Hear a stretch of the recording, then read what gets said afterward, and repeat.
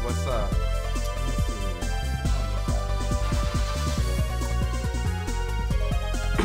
What up, Rudy? Am I the only one who's the zone stream audio is like 45 seconds delayed? It's always like that. Hanners TV, what up? What up? Man of Steel, what up, man? Ortiz gonna destroy this guy. I want to see Ortiz versus Tinzu. You know it's gonna happen, man.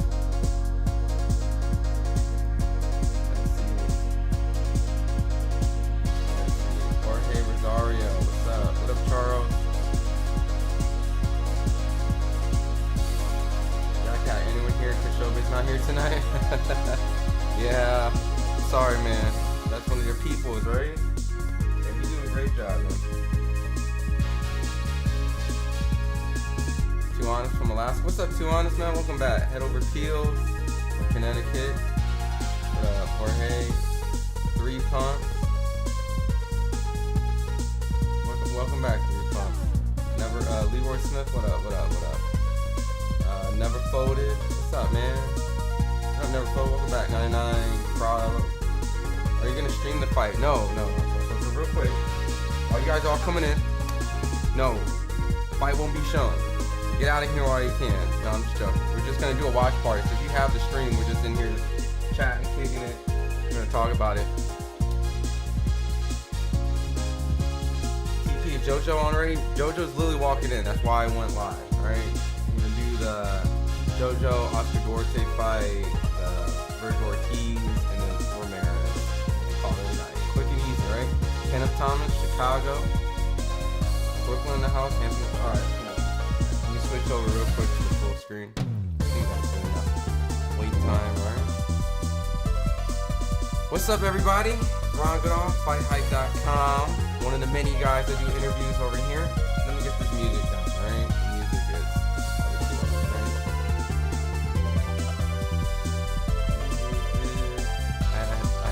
Fighter vibes going on all week, so I just wanted to play some Street Fighter music. But what's up, everybody, man? Let's see. Let me get the chat going up on the screen. Lower the music. Yeah, I stopped it. That's just there just for you know, just while you guys wait. All right, cool. Let me grab your chat real quick, man. Boom, right? Nope. Boom. Let's grab this. Let's bring this over here. Cool. All right. Oscar Duarte is coming in the ring right now. So, all right. Welcome, everybody. So, I'm sure you guys are all in here wanting to just chit chat. Easy Saturday night, right? Not a crazy big fight like Ryan Garcia versus Devin Haney, right? We're still coming off the high of that. I know I am. I'm sure you guys are as well. But tonight, we have another Golden Boy card. Detroit, we in here. What up, Autopilot? 459. All right, my bad. I can't read. But obviously, we're in here to still talk boxing, still cover boxing, and just being here. So, kind of break down the headline is Jose Ramirez versus Rances Barthelemy. Co-main Vergil Ortiz versus Thomas Dulorme, which we all want to see Vergil Ortiz Jr. versus Tim Tszyu, right? That's the fight, as long as Vergil gets the job done tonight. And then lastly, what we are going live right now is Oscar Duarte versus Jojo Diaz, the guy who essentially was giving Ryan Garcia a lot of problems before the Devin Haney fight. And obviously Jojo Diaz, who was an Olympian, former world champion, kind of a crossroad fight for him, right? You know, they put Oscar Duarte, I think, as the second person to walk in. So Jojo Diaz might be kind of entering a journeyman status. So my guy Mike on Sports did an interview with Jojo Diaz on FightHype. So if you guys haven't seen it, he spoke on pretty much the Ryan and Devin fight. But as of right now, I'm really intrigued, right? Just, I'm sure like you guys are, right? I'm going to be 100% honest with you guys. I'm going to be transparent. I never really gave Oscar Duarte too much, right? And so Draco Edwards, who is this guy? Who the F is this guy, Draco? You know, one of the many guys that work at FightHype. So one of the many guys, right? So Sean left. So, and that's just what that is. Never folded. Tell anyone to stop ducking. Tank. Catch weight fight. Milo Villarreal. Stop. Stop, huh? I don't know what that means.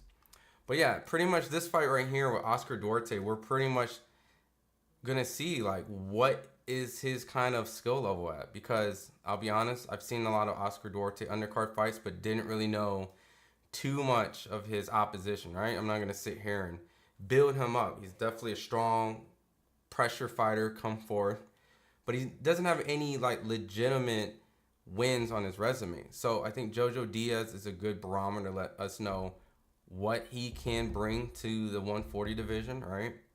And I think that even though he suffers 2 losses and has a draw, and one of those losses comes from Ryan Garcia.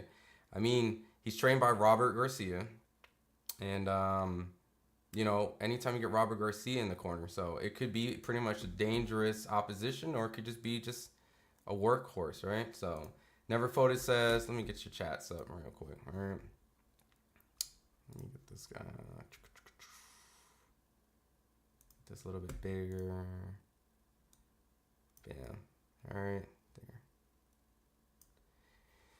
All right, Diaz is washed up as a prospect now, right? I mean, he was a former champion, right? So, I mean, he's kind of maybe in like the journeyman position, right? But he's taken a lot of losses recently. Birmingham in the building. What's up, man? Got some good soul food down there. Australia, AU stand up. You know, I always want to go to Australia, right? So, but all right. So on my end, my stream, they look like these two are about to get ready. And yeah, I mean, I really don't know what to expect, right? I can only assume that maybe Oscar Duarte might have the momentum. I think he might be the favorite in this fight. So, Draco Edwards. Diaz better not gas out or he's getting stopped. Duarte got power, right? So that's pretty much what we're all looking at. Does Duarte come and bring that same intensity that he did with Ryan Garcia? I mean, these guys got the Regio, shout out from Wichita, Kansas. Damn, you from Kansas? That's what's up, man. I wish there was some fighters out there, man. We can shout out more Wichita, Kansas. But, yeah, if you guys got the stream on, we're just in here just kicking it. Jojo Diaz is just, let me just pull up his, like, box rec real quick. Jojo Diaz is definitely in the crossroad. Jojo Diaz, box rec. Diaz has never been stopped so far. You make a great point, right? He's a very strong, rugged guy. Vergil or Dulorme? I mean, Vergil. I don't even want to even second guess that, right? I'll be shocked if Thomas Dulorme was able to do something there, right? But yeah, you're right. 33 wins, 5 losses, none by KO, 1 by draw. I mean, I guess the Masito Hesta fight was kind of, I want to say, I guess it was surprising, right? I think he missed weight for that. But I think this last fight, a guy that's 24-5 is hella alarming, right? He was not supposed to lose to this guy at all. I mean, he was tough. He took Brian Norman to the distance, but Oscar Duarte, definitely not someone to play with. I wish my my homeboy was in here. He was a big Oscar Duarte guy. As of right now, that 2 minutes in, not too much action. Looks like Jojo's trying to do some jabs, and Oscar's trying to walk him down. Let's see. Highlight chat. Diaz has never been stopped. Oscar Duarte is definitely trying to put the pressure on Jojo. Vergil was just knocked out first round. He was not knocked out. Nice try, man. Trying to get the chat all scared. But what's up? TW Surf 1. Shakur versus Davis probably would be one of those fights to remember for decades. I mean, that's the only fight that kind of makes sense now after Devin lost, right? Duarte would probably bring more intensity. He won't respect Jojo's power. That's what it looks like is going on right now, Draco. I mean, he's walking Jojo down. Jojo's trying to get him off with some jabs, you know, trying to keep the distance, use some of his Olympic boxing pedigree to kind of create some angles. But Oscar's just walking him down. You know, not a lot of action, but slowly walking down, trying to throw some hooks to the body while Jojo escapes off the ropes. Diaz hasn't fought no puncher like Duarte. Has he?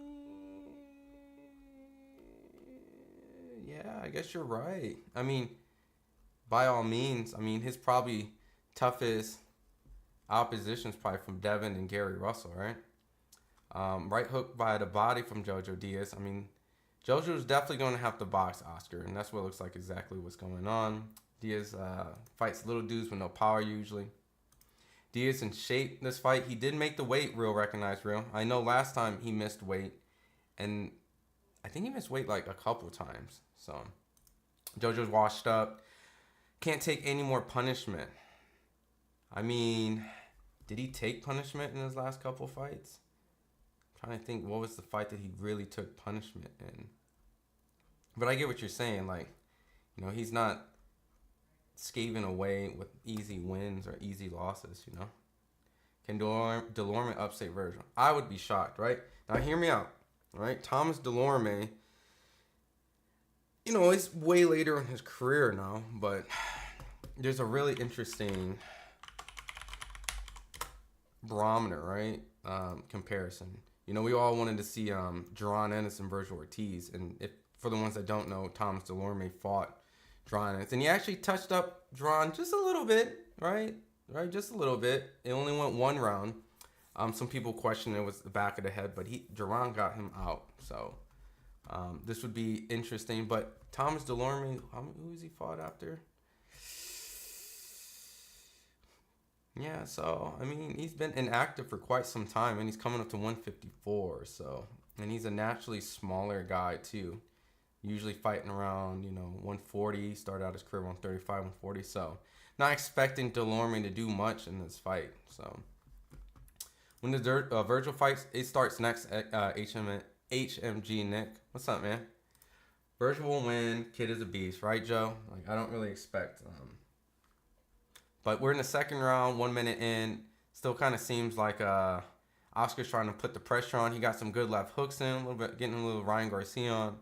Jojo Diaz is trying to kind of shoulder roll a little bit, trying to box, stick his jab out, kind of keep Duarte at bay, a good body shot, good jab to the body.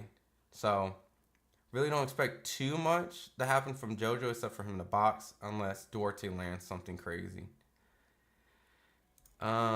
Made the catch weight, yeah.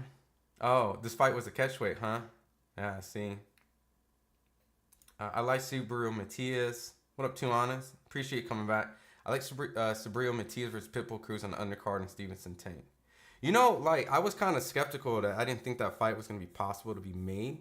But seeing Pitbull on the Matchroom card with Turki Al-Sheikh, I mean, now I'm being very optimistic now. And I can probably say that that's a fight that can actually happen. So, I don't know about a Shakur Tank card. Now you're dreaming of just a dope card. But in a perfect world, yeah. But I don't know, man. Maybe that Turkey money is legit, but I just don't see Tank fighting on there. But you never know, man. I actually had to pirate the fight because it actually just on stream so off. Sad. Damn, is that bad, Rudy? What up, Marlon? Oscar's stronger than Jojo. I mean, that's what I'm, you know, assuming, right? Especially coming from that Ryan Garcia fight, the way that he was trying to bully Ryan.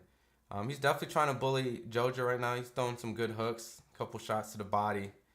Nothing dramatic has happened, you know. It's just Oscar putting the pressure on if you guys don't have the stream.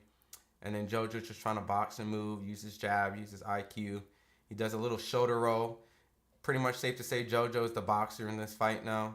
Trying to stick and move, pick his shots. Good lead uppercut, or back uppercut from Jojo.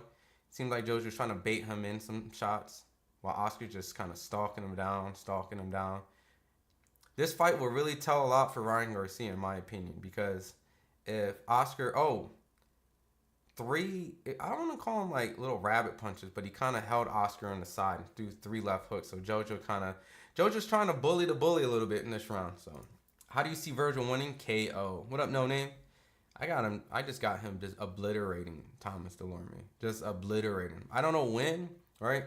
Vergil might take his time, pick his shots, but once he gets going, Thomas Dulorme is going to get annihilated, you know? Not saying that Thomas won't land maybe a couple shots, because I'm not saying Ortiz's defense is the best. He definitely has the side-to-side kind of movement, but, you know, Vergil's strong. He's very athletic.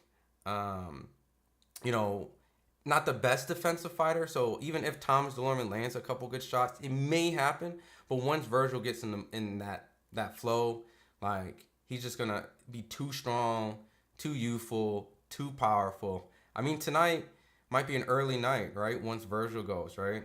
But then we got the Jose Ramirez fight, and You know, I don't know what type of Barthelemy fight that's going to be. It could be a very boring fight, or, you know, I'm not expecting a lot on this card. I'll be honest. All right.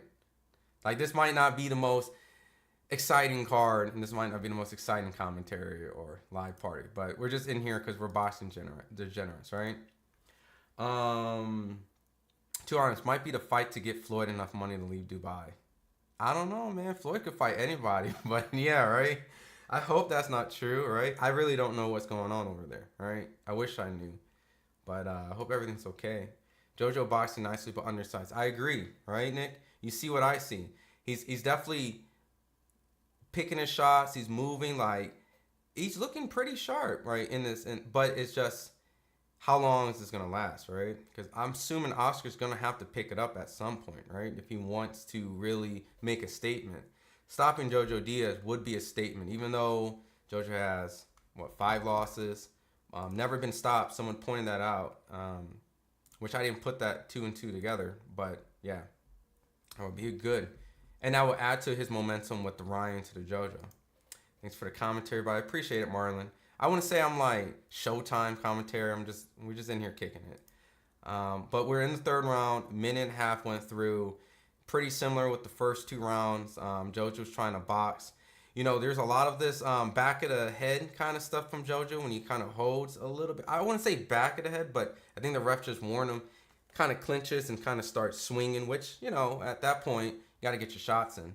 But Oscar Duarte is definitely keeping the pressure. He definitely looks like he's trying to get Jojo into a slugfest.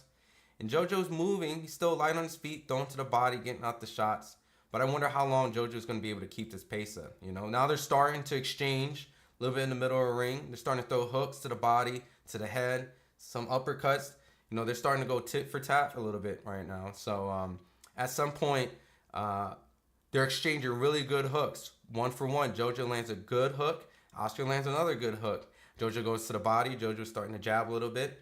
I think the big thing Jojo can do to make this fight a lot easier, which he's trying to do, is it consistently pumps the jab. But Oscar is just so much bigger and strong. You can get that sense that maybe one shot might be able to hurt Jojo. A good right hook landed from Oscar Duarte, and Jojo kind of pushes him off the ropes. You know, Jojo's still on his bike, trying to box, keep his distance, because he knows he does not want to stand toe-to-toe with Oscar. And Oscar got him back on the ropes, throwing some good shots. So I can't respect a fool like Jojo.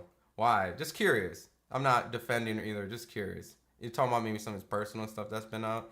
Yeah, I've heard some of that stuff, man. I hope that's not true, right? It's real foul. It's easy to root against him if that's true. The Zone. What up, Silver? I thought Vergil Ortiz was fighting Tim Tszyu. Am I tripping? I'd be killing 3 of them. So, this fight was originally... So, Vergil Ortiz versus Thomas Dulorme was originally scheduled weeks, maybe months ago, right? Then, I think they caught a deal, granted, that if he gets past Thomas Dulorme, then he will fight Tim Tszyu on the LA card. The Terrence Crawford match him off undercard. So, it's kind of like a build-up fight now at this point, like a tune-up. Get through Thomas, then fights. So, you're not wrong, but that's just what it is. What up, Young Poppy? Man, I'm mad you made me say that. I'm just messing with you. Irie Elliott, Duarte for the KO. You got it right there, right? So, that's a bold statement. I mean, Jojo's kind of hanging in a little bit. This is the 4th round now, so I haven't seen any slowing down from Jojo. Just a little bit, but nothing that is alarming unless Oscar catches him. Rad, what up, Rad? HMG Nick, I got Jojo beating Isaac Cruz. Stop, bro. You ain't gonna troll me, man. I've been unboxing too long for you to troll me like that. So we're in that 4th round. We're in the 4th round, 30 seconds in. So Oscar Duarte is starting to pick up the pace a little bit. You know, I don't really have an official scorecard, but I wouldn't be surprised if Jojo Diaz is up. I do like seeing his boxing abilities right now. He's landing some good shots, and he's keeping Oscar at bay. Jojo throws a good hook to the body. Oscar Duarte tries to hook and misses. Oscar Duarte is still chasing Jojo. Jojo is A little bit slippery, showing a little boxing pedigree. He has to clinch when he needs to. He's off the ropes when he needs to. He uses his jab to keep the distance. Kind of hits a shot and get out the way. Keeps his defense pretty well. He got a Philly shell going. He's definitely trying to catch him with like a back uppercut off a counter, right? So every time Oscar lands a shot, Jojo's willing to exchange and try to get that back. So Jojo's in this fight. You know, Jojo is really actually in this fight. And this is starting to become a little bit more tougher than, you know, maybe Oscar Duarte predicted, you know. He's going to have to add more to just walking straight down on the line. Because Jojo's using his Olympic pedigree of kind of moving and slipping. And, you know, I mean, he's been in the ring with Devin. You know, he's fought Gary Russell. I mean, he's fought quality guys, you know. So that experience, Tevin Farmer, you know, he's beaten Tevin Farmer to win the title. So in this sense, Oscar's going to have to add more elements than just walking forward, right? Kind of makes you wonder, like, you know, was Ryan just really struggling with kind of like a lower tier fighter? Or, okay, so Jojo Diaz is against the ropes. Oscar starts to get some shots off a little bit. Most action from Oscar Duarte. He's starting to land some shots consistently now in Jojo. And Jojo's kind of sitting a little bit more with him. You know, he's kind of mid-range trying to exchange and catch and counter and shoot. 40 seconds left on the clock. Right hook from Jojo. I mean, they're starting to exchange a little bit in the middle. So, Jojo's in this fight. So, Vergil fight on this card and then 10 card. Correct. A lot of casuals in here. Real recognize real. Nah, man, this is the greatest chat in the world, man. Ryan speech. Jojo's a check collector. I respect him. Former world champion the whole nine, but he definitely wasted the second half of his career. Yeah, I mean, you know, a lot of things. You know, missing weight, having, you know, lackluster performances against guys that he should have beat, right? I mean, right when he, fought Tevin Farmer, he missed weight and lost his title, right? Then from that point, beats Javier Fortuna in kind of a lackluster kind of fight. I think it was some cuts. Then obviously fights Devin Haney, which, granted, everyone's suspecting him to lose. Then he fights William Zepeda, and especially in that sense, expected to lose. Masito Hesta was kind of a hardcore pick, right? Because Hesta's been in there with a lot of good fighters, so I wouldn't have been surprised if Hesta caught him, and which he did. He did beat him. Jerry Perez was a tune-up, and Campos was clearly a tune-up, right? I mean, I'm not sitting here saying that anybody was sitting here thinking Jesus Campos was going to beat Jojo Diaz. So, like, you can see, like, this is his career, and prior to it, so signed to Golden Boy. He did attempt to fight Gary Russell, and he did lose. And he tried to fight Jesus Rojas for the WBA World Feather. Missed weight, seeing a pattern. So even when he won, he couldn't capture this. And even the fight that when he lost his title, he drew on it. So, I mean, Jojo Diaz's career is kind of a,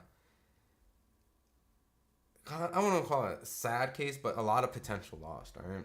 So, David Rollerson, where's Gary Russell, right? I haven't really seen too much. We're in the 5th round, and Oscar starts to put pressure again. Ryan Speed, Jojo's out of shape, he's gassing out. You know, that's what I was wondering, right? I was thinking, how long can Jojo keep this pace? He looks good, but he has to go all 10 with this kind of boxing style. And Oscar might be trying to save, but at the same time, you know, the fight rounds are hella close. So he's starting to put pressure on Jojo. Jojo's on the ropes a little bit. Jojo's starting to kind of just shell up, put his high guard up. Oscar's starting to land a lot of hooks on him. Jojo hasn't actually attempted to throw anything back. Kind of resetting with a small little pawing jab that's not really doing anything, just kind of trying to reset Oscar. Eastside Cruz scared of good competition 140, so he brings up 135 fighter. I mean, he's fighting Rayo. Rayo's a good fight. Right? Rayo's bigger than him, right? He's a puncher, and he's coming off a great win against Chris Colbert. Many people's opinion, 2 fights. So, no, I like the fight. I like the Rayo fight. I'm not a hater on it. I'm not a hater of it. 3 pumps. Russell was not the same after Loma beat the brakes off him. Yeah, I mean, Gary was another kind of like a I wouldn't say like a Jojo Diaz, but was never to actually capitalize and get into a big fight, right? So Jojo's at least gotten to big fights, maybe picked as a B-side, but Oh, good right hook by Oscar Duarte. Oh, shit. Jojo is hurt. Jojo visibly got hurt by a good hook. All right. Rocked him. Oscar Duarte sets him up with another hook back and forth. Now, Jojo's going back. He's trying to retreat. All this. Oscar Duarte is starting to try to tee off on Jojo Diaz. Jojo Diaz is in trouble, right? One hook to another hook. And when they clinch, Jojo tried to shoulder him off. I'm surprised the ref didn't warn him, but little dirty tactic. But that hook definitely wobbled Jojo. And Jojo is definitely in a kind of a defensive survival mode. Not want to say desperate, but you can see he's gassing out. I mean, he's looking kind of hurt, actually. I kind of take that back. If I were Oscar Duarte, I would probably go to the body right now because Jojo is expecting these hooks that Oscar's been throwing all night to set him up. You know, he's gassing out. Another right. A right landed on Jojo Diaz. Jojo is definitely in some danger. He holds, he clinches. Good chin from Jojo Diaz. I wouldn't say he was out on his feet, but he was definitely rocked. And if he takes more shots like that, you know, I could see Jojo going down, let alone maybe even being stopped. So, great round from Oscar Duarte. Don't have a scorecard, but, you know, I'm starting to see the momentum slowly go to Oscar Duarte. Some of the people in the chat were saying that Jojo was gassing out, which I see and I agree, especially at this point, right? Superhuman Unchained is watching right now, and I will always support you and your channel. I appreciate you, man. Are you like a bodybuilder or something? Or a fighter? Let me know, man. Carl Roberts, love your commentary. I appreciate it. It's cool. It's cool. I'm not like a Showtime. I'm just only speaking when I see him, just chilling with you guys. David Rollerson, he's definitely not a 140, but we will see what he does. I agree. I got it even going to the 5th.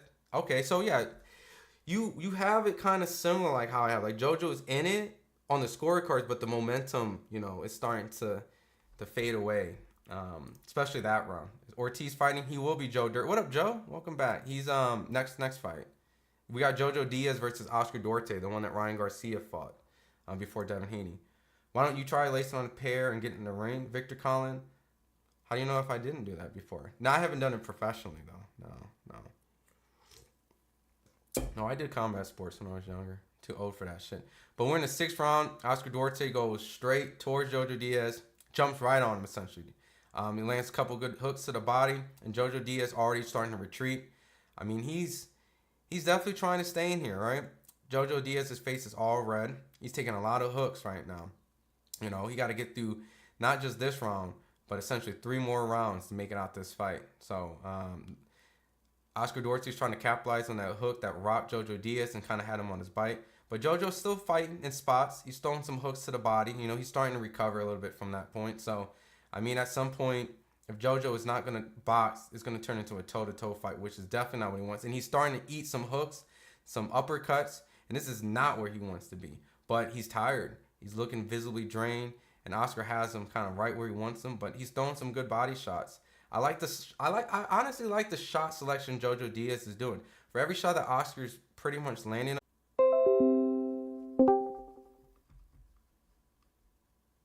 Oh. I think my stream I think I just disconnected for a second. What happened? Am I back, guys? I didn't lose you guys, right? I don't know. I think my internet was tripping for a second. Let me make sure that I didn't lose you guys. Yep. Oh, okay. So I'm back, right? All right, cool. Sorry about that. I think my internet just hicked up for a second. Strange. All right, cool. I appreciate you guys still in here. All right, cool. As long as I don't miss Ortiz, yeah, you didn't miss Ortiz. Duarte's in control of the fight. I agree. Duarte literally is definitely keeping the momentum in this fight. Where is the fight? It's in Fresno. Save Mart Arena, because Jose Ramirez is from Fresno, so this is why. I mean, Jose has a good following out there. Everyone's bigger than Cruz. I agree. 10 seconds left. Oscar Duarte is starting to kind of keep the pressure on. He's starting to hit Jojo. I mean, just like you guys chat, greatest chat in the world. I just don't see Jojo Diaz starting to pick up the momentum. We're still here. Appreciate it. 150 likes short. Smash the like, people. Least you can do. Great commentary, my man. Appreciate. Golden Boy checking in. I think you meant. Oh, Great Britain checking in. Oh, you from Great Britain? What part, man? I got a lot of good friends out in the UK, man.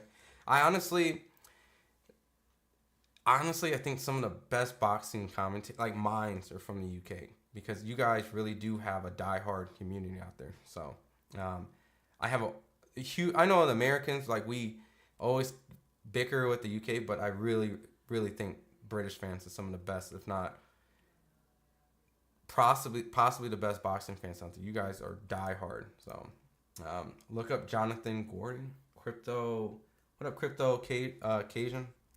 What's that? Jonathan Gordon. Oh, okay. He's a boxer? I had to just check on my other computer. Like, I just don't want you to set me up. Not saying you were, but, you know, we got trolls in the world, right? All right, we're in the 7th round. Right now, I can't see Jojo-Diaz winning, right? I'm sure everyone in the chat has Oscar Duarte up, right? Good right landed on Jojo-Diaz. Look, I'm going to keep it honest with you guys. Jojo got a hell of a chin. Like, even when he got rocked by the hook, like, he's in, like, I'm going to say he's in the fight, as in he's winning the fight now, but, you know, he's willing to fight. He's willing to exchange. He's willing to move. I mean, he got a hell of a chin.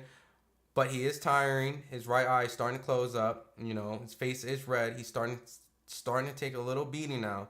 So, these are one of these type of fights, especially at someone's end of their career as a former world champion. Like, you know, it's not looking good, all right? You can't get past Oscar Duarte. You know, I'm not saying hang it up, but you're in that hang 'em up category now, right? Jonathan, this is a heavyweight.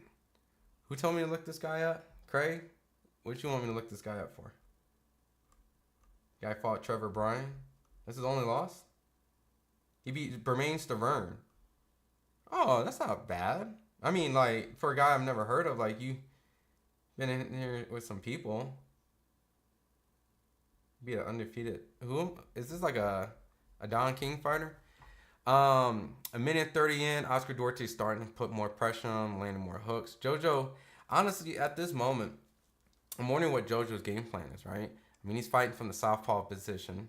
You know, Duarte has a good right and a good left hook. And I wonder why he's starting to circle towards that right hand. You know, typically when you're a southpaw, you kind of want to keep, obviously, your lead foot on the outside to have control, which, for the most part, it looks like Jojo is starting to just give up the lead foot. He takes another right. Jojo's starting to get some punishment in this round, and it's looking a little concerning at this point, right? He has a great poker face. You know, he's definitely trying to implement some sort of jab and move strategy, but he takes another right hand, and, you know, these are starting to add up right now. Oscar Duarte starting to go to the body. 30 seconds left. What up, Stovetop? Your mama Celis. Gary Russell Jr. needs to come tier 140 up. Man, Gary Russell just needs to come back, man. You know, I was thinking someone was gonna. I was thinking Tank was gonna give Gary Russell like a DMV fight, kind of get that going, but he might fight his brother. Rookie mistake. Yes, brother, let's go. Gary simply got to fight somebody. See, that's what I was saying, right, David? Gary versus Edwin De Los Santos. But see, I feel like Gary won't take those type of fights because if a fight doesn't lead him to a world championship fight, then he's not really gonna. Because think about it, right, guys?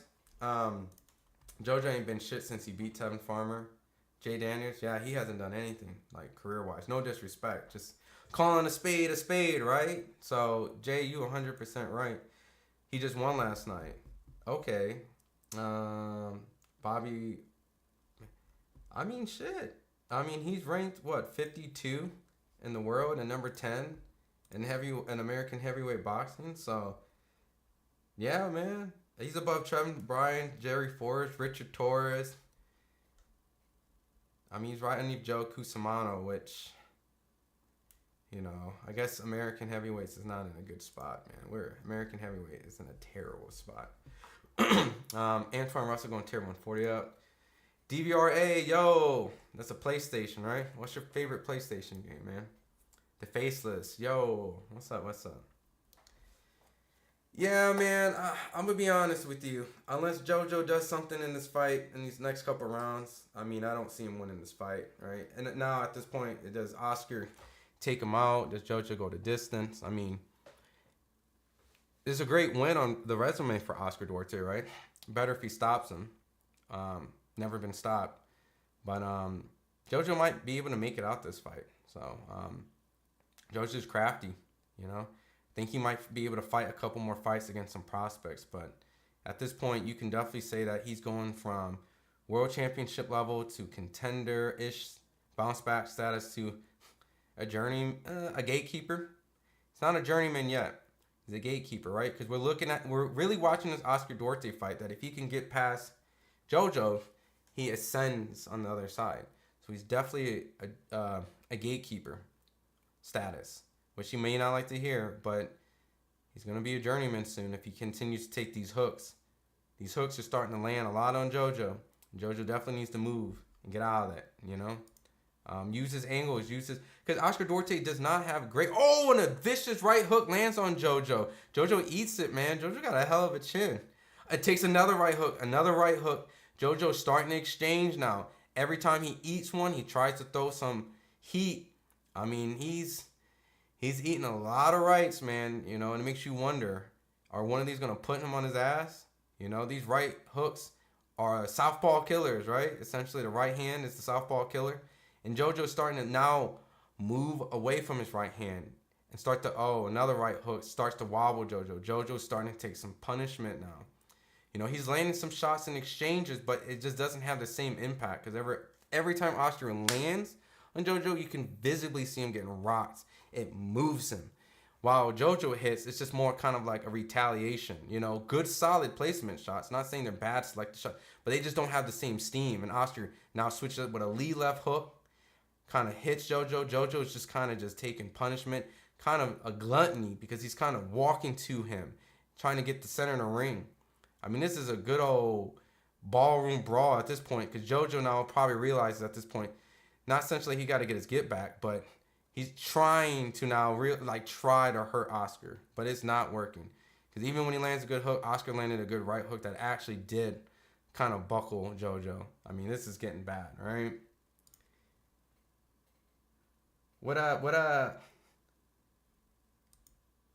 Ah, man, you definitely a troll. That's not the real one. That's definitely not the real one. But if you are, man, shout out, man.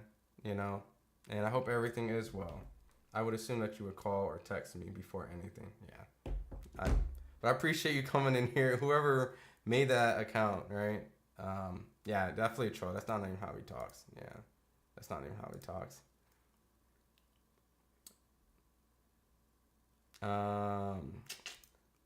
David Rollerson. Would Teal get that money fight? Maybe, right? 135, 140 is a big division, right? Let's see, Gatekeeper. If that's really you, shoot me a text because you got my number. So if that's really you, I will bring you in. If that's the real Bill Haney, I will, of course, bring you in. Like I will always bring you in. But you have my number, so that's how I know if it's really real or not. All right, because yeah. So, but if that's really you, I'll bring you in. You know, you always got the platforming.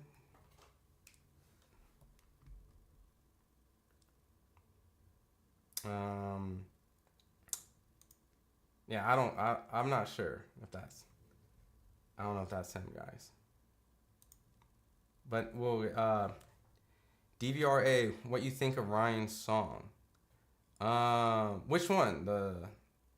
I mean, look, I'm no hater, right? I appreciate a lot of stuff, and I think Ryan is definitely doing the championship rounds, right? I think it's very entertaining. I think he is doing a great job. Yeah, it's a troll, right? No. I mean, and I'm being serious because I think fighters do go through these lives, and I always feel bad when I find out it's really them, right?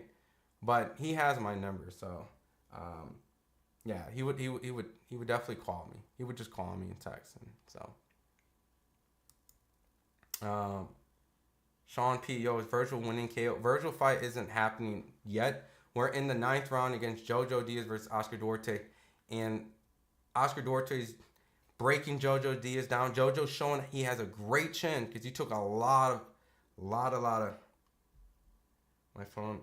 Wait, what? My phone. Your number got hacked out there. That's cap. My phone. Your phone got hacked. Yeah, nah.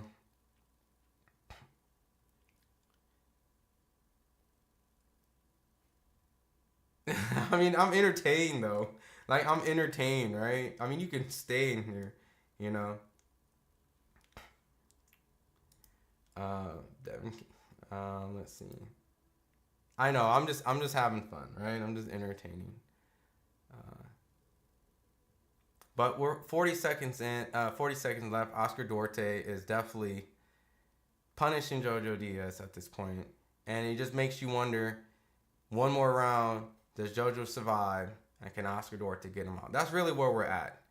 And I really appreciate the effort that Jojo's having in this fight. Oh, and the ref stops it. They threw in the towel. Okay. Well, I mean, look. I didn't have the sound on, but Oscar was landing some serious hooks. And he was taking a lot of punishment. And, you know, it's probably not the stoppage that Jojo wanted, right? Because he had a big heart. Big heart. So, yeah, he had a big heart. I mean, Jojo was coherent, you know, but just took a lot of It's almost like, just stop it, right? Why go another round, right? Great stoppage. You didn't really get anything out of that, right?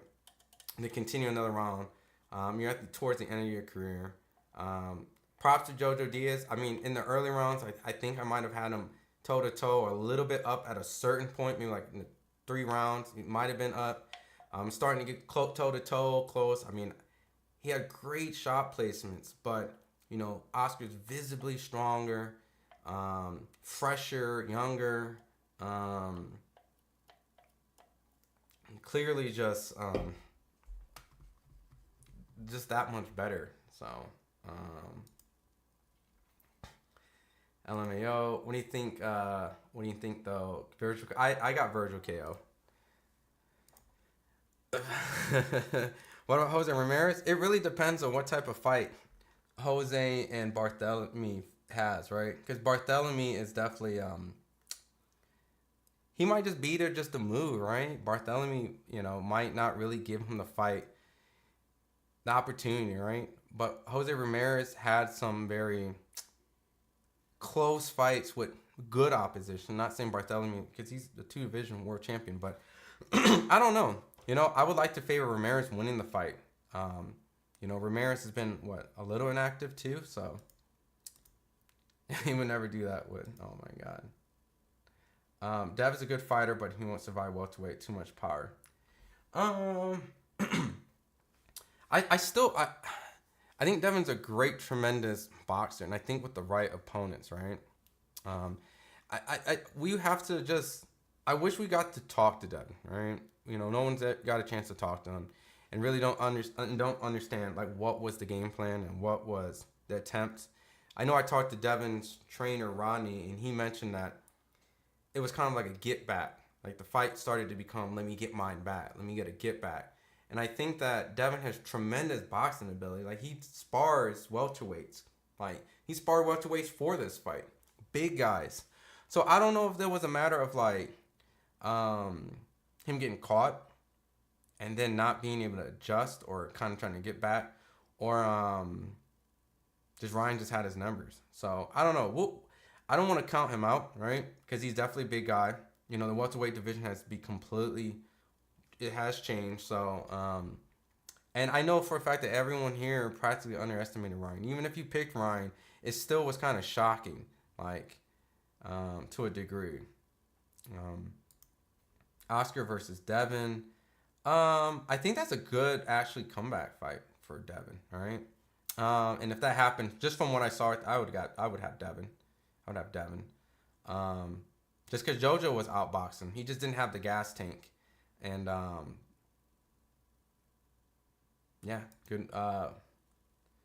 Draco, Bill don't got you down. He does have my number actually. He does. I sent him like a text like, hey, get, and you win some, you lose some kind of stuff, right? I text everyone that, because it's boxing at the end of the day, right? Once boxing's done, this shit doesn't matter, right? More importantly, what's family and all that stuff, like, but Jose is going to knock out. Yeah. I would assume so, right? I would assume so. I haven't really put too much effort and thought into it. I got Ramirez winning. I just don't know what the fight's gonna look like. The fact that someone went out the way to create a building account for YouTube. Oh, it's the internet, man. It's YouTube. I love it though. Devin might do a lot better at welterweight. I think him trying to make weight is his issue with his punch resistance. I mean, Ryan won fair and square, as in they signed and agreed. So there's no excuses. But if you want to actually kind of dissect and keep it a buck in a sense, right, and really look into it, Devin had to been extremely dehydrated. Not saying Ryan wasn't either, right? Ryan could have probably been at the same level of extent, all right? And he just couldn't physically make it. But imagine if he was forced, like, and he had to lose 3 more pounds. Ryan might have been in some fucking problems that night if he came in 140 in the weigh-in. I know everyone's talking about, hey, they both rehydrated the next day. It's not about the rehydration, right? It was the fact that they both would have been fucked up Friday, and then Saturday they would have had to, like, come together. And I know Ryan, when he fought Tank, you can see making the 136 was a problem in addition to the rehydration, right? But the whole making the weight stuff still matters if you're big for the weight, right? It's not like Floyd, who had to eat a lot of food to just try to make 154. Floyd couldn't even make 154. He was at 153 fighting on 154. It's not one of those things where you're just like, but I don't know if Oscar's calling me out. So I'm not making an excuse. I'm just kind of keeping fair of what Devin, because Devin got hit by a left hook. Say what you want. Got hit by a left hook. You signed an agree. So all is fair. But if you want to be fair, then what's the point of having weigh-ins, right? So it does affect. And Caleb Plant told me this week, it was this week, that the hardest pounds to lose is never the early ones. It's like the last couple pounds. So, but all props to Ryan though. Like, that man is on a roll. His Haney packs on low-key kind of fire, right? I don't know if you guys heard that. I mean, he's about to perform with Lil Wayne, I think, in Colorado, right? Or open up for Lil Wayne. So, Jojo retire. Ryan Speech. Yeah, I mean, I don't know where else he would go from this point, right? He's officially he kind of, I think, lost his gatekeeper status now, right? Damn, Jojo. $2 super chat for my boy Mike. He also texted me, said beat his ass. I agree, Mike. He did. Great one for Oscar Duarte, man. I actually want to see Oscar Duarte from this performance and from Ryan. So, Jojo ain't been shit for years. I agree. Duarte did what my son. Oh my God. Jojo got stopped. Draco Edwards. Yeah, that's not Bill, guys. That confirmed it. HMG Nick, Vergil's trash for not fighting someone real. I was not happy with this fight. I'm gonna keep it a buck. This might have been a fight where it's not the fact that he chose his opponent, but hear me out. He's about to fight Tim Tszyu next. So, he's not... The Mean Machine was a good fight. I like the Mean Machine fight. I like the Maurice Hooker fight. I did pick him winning both those fights. The Tim Tszyu fight is an interesting fight. And I need to sit down and actually think about that. Like, I need to really... Because I'm going to go to that fight, guys. So, I'm going to go there,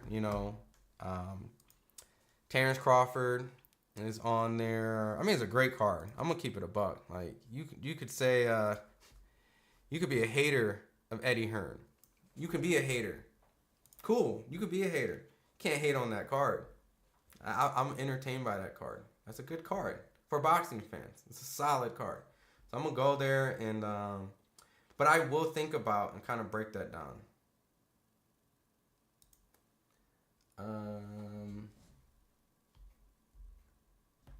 Let me see. I feel like that might be interesting. He's doing some okay. But I like that Zoo fight a lot. Vergil, future face of boxing, Ortiz, Max. I like Vergil. You know, he just needs some fights. And fighting for what I love, and that's my son and my beautiful baby girl. So thank you guys for all your support. It is what it is, man. I didn't think I was hurt. I thought I was winning that right Jojo. I wasn't getting hit with any flush shots, but the referee said that I was getting hit with some damage. But it was a good stoppage. It was a good stoppage. You know, I didn't really see what. I don't understand why the referee jumped in. I agree with you. I don't know. He could have probably finished the fight, but champion points up. Polyam was a champ at welterweight. Devin will be fine. Also, keep in mind, guys, Devin made the 140 weight because he also wanted to keep the belt, right? So, Ryan has always spoke belts didn't matter, and Devin was clearly all about the belts, right? So, Devin forced himself, you know, because I did ask Devin's team member, like, why not just come in 143? And they're like, no, wanting to keep the belt. So I'm like, shit. No name, it was the game plan. Keen Mitch, Crawford, Vergil, Spence Thurman, all gone from welterweight division. Haney would be okay. Yeah, that's what I'm saying. Like, the whole division's, you know, it was a left hook. Big Bay Quinn, what's up? I think Devin Haney wanted to fight with the wrong game plan because he fell for all Ryan's pre-fight antics. I mean, I didn't really like the whole get back aggressive Devin, right? Because Devin could have used his attributes. He was clearly a way better boxer than Ryan. Not taking away that Ryan didn't show good defense and had a solid jab and turned it over into a hook. A good game plan. But yeah, I just wish a little bit of that fighting in Devin was kind of reserved for certain spots. So for everyone that's coming in, Oscar Duarte just stopped Jojo-Diaz, so we're getting ready for the Vergil Ortiz and Thomas Dulorme fight. I got Vergil stopping Thomas Dulorme. So Draco Edwards, Ryan has never had punch resistance. Was out for a 6-star. Who do you see being the guy at 140? I'm not gonna lie. Like, I originally had, quote unquote, probably Devin, if not Tio, because you got to give the lineal guy, right? The lineal champion, like, all due respect, even though Devin beat Cambosis, Cambosis beat Tio. But the guy at 140 might be, on paper, Tio. On paper, Teofimo Lopez is that guy. On paper. But it's up to debate for who's the best in 140. Because Matias still hasn't fought a top opposition. But we know his potential, right? Pitbull beat Rolly. But he's really a 135-pounder. And, you know, he can create a lot of problems with people. Even though Ryan doesn't have a belt, he's a threat. But he won't probably make the 140 limit. He'll probably be a catch-weight guy. So I can't really put him 140. So that leaves Devin, even though he's coming off loss with it. Still a good 140-pounder. You know, because you got to remember styles make fights. So, I mean, I might give Tio right now because it's just too fresh and too brand new. And the shakeup from Ryan beating Devin kind of has changed my pick. Because I think I had Devin before. But, you know, I might default to Tio. But I didn't like Tio's last performance with Jermaine Ortiz. Because that style favors Devin, right? Devin's a better boxer than Jermaine Ortiz. So that style might beat Tio. But then Tio has a good athletic hook as well. And he's slick too. He's defensively. So if Devin was coming to Tio, right? Because I think Tio is a better fighter when you come to him. And, he can catch and shoot. Like Josh Taylor was coming to Tio, and he had a great performance. But when he was trying to fight Jermaine, he couldn't cut off the ring. Now, it could have maybe been him overlooking his opponent, but regardless, Sandor Martin was another guy who moved around and gave Tio a lot of problems. So if he's fighting a guy on his back foot, Tio might have problems. And if the person comes to him, that might suit Tio. So that style might still give Tio problems. But everyone still questions on Devin's ability to kind of come back from that kind of punishment.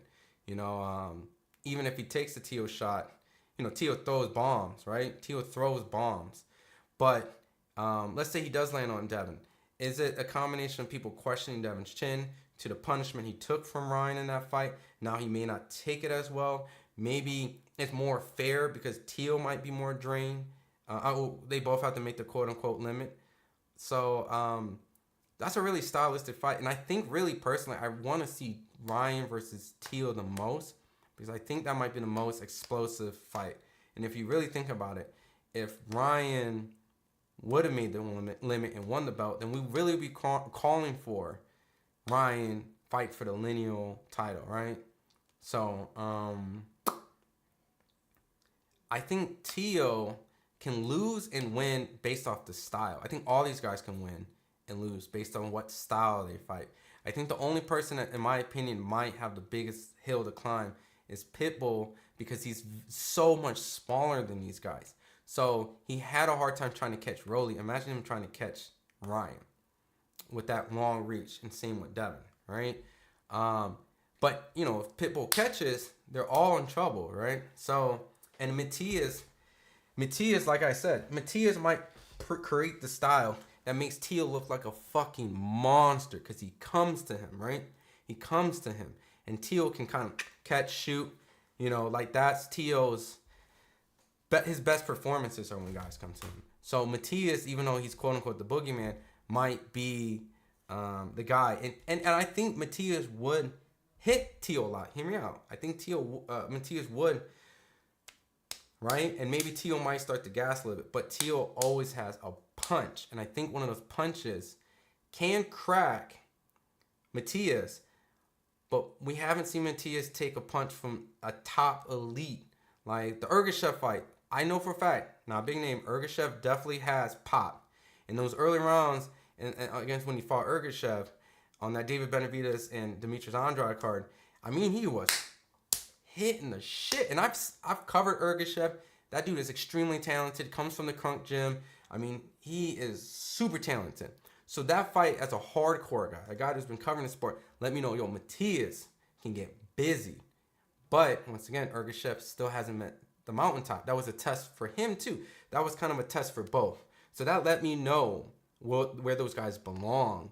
And they belong at the top, but they just haven't fought a top guy. So, Tank's that guy at 130 and 140. You got to give it. And Tank's chin does not get enough credit, man. Tank has a hell of a fucking chin. Did you text me? No, I didn't. If that was him, he would have hit me up. Tim cut enough time to heal. Fuck. That's a good point, right? That was a nasty cut. So this is a quick turnaround for both, but maybe it's a good opportunity. Maybe the money's good. Mr. Snivel up against, what's up, man? What's the origin of your name, man? Ryan would have beaten the white bully Haney no matter what. See, and I think that's the problem with that if he did, quote unquote, both made weight, then we wouldn't have that. And he would have that green belt on him. So I really wish we had that because then you really don't have excuses, right? But the 3.2 pound will always be somewhat of talking point. But I won't asterisk it because they agreed to take the fight, right? So Ryan landed the left hook. And the Vergil fighting up next. He'll be up next. Vergil will be coming up next, guys. Let's see. Why 10 rounds instead of 12? Just because it was probably like Oscar. Well, they weren't fighting for some sort of title, right?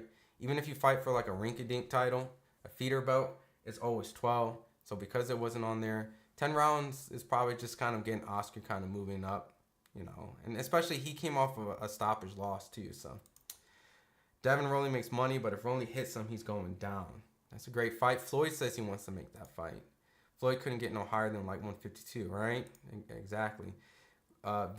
Keen Mitch. Vergil's been out for a minute. I don't wear gold in my fight, Dulorme. He fought.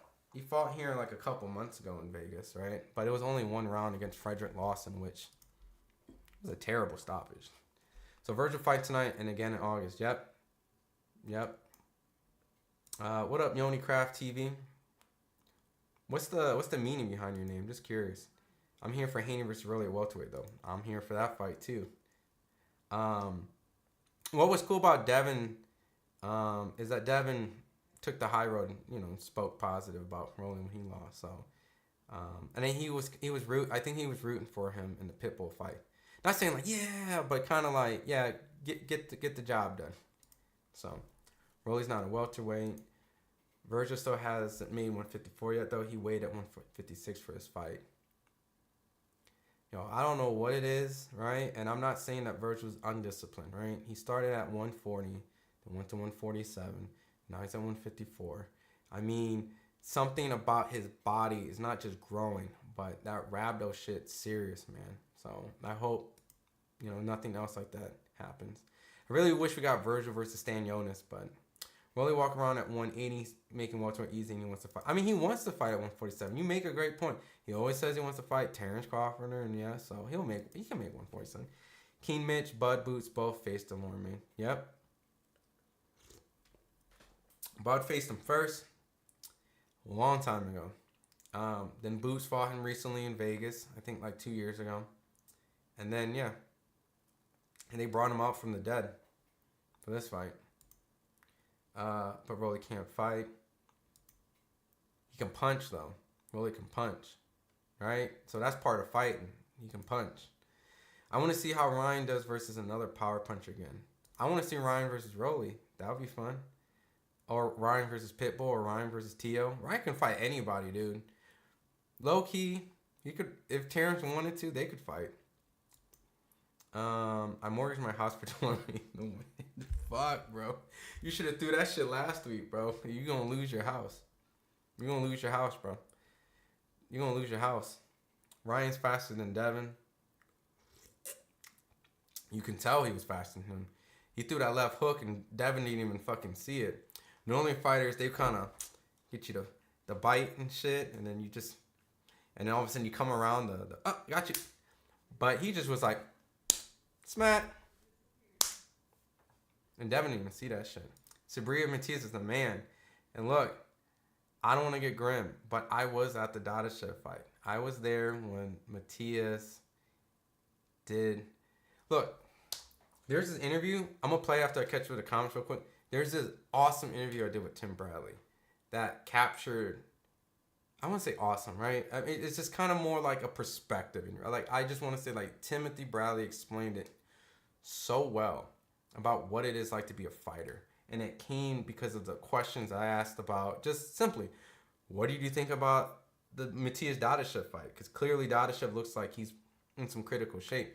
And he goes into this whole entire rant. I'll play it. It's good. But this is all because of Matias. And that let me know, like, whoa, this is some scary shit. But Rolly got real power, something Henry can't handle. Very true. Xander's eye is a problem. I like Xander. I just did an interview with Xander last week. It'll be dropping pretty soon. Xander's a cool, nice kid. I've been covering him for a long time. So he's climbing up there. I don't give a damn who fought Dulorme. He's not a valid fight. Yeah. This is a showcase fight. I'm not a fan of this fight. I'm not really. If there was something else that I could have did, like get content, something, I probably would have went in that direction. So like, I'm just kind of letting you know, like, this is not my favorite card, right? Like, this is not my. I'm not here like, oh my god, like. They just signed Ramirez, so they need to get him going. He's been active. Vergil, they need to keep him active because he only did one round. Especially now we know he has the Tim Tszyu fight, so I can't criticize him.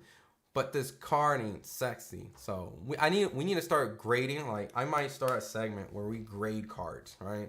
And I'll put out a public grade of what I think the card is. No disrespect to the fighters, it's just collectively as a consumer, what do I think of the card? This is not a card that I would want to spend money on. So Ryan would knock out Tio easily, no doubt in mind. That would be great. I need Dulorme to win or I'm homeless. You're homeless, bro. You better start looking for a box right now. You better find a box in your garage.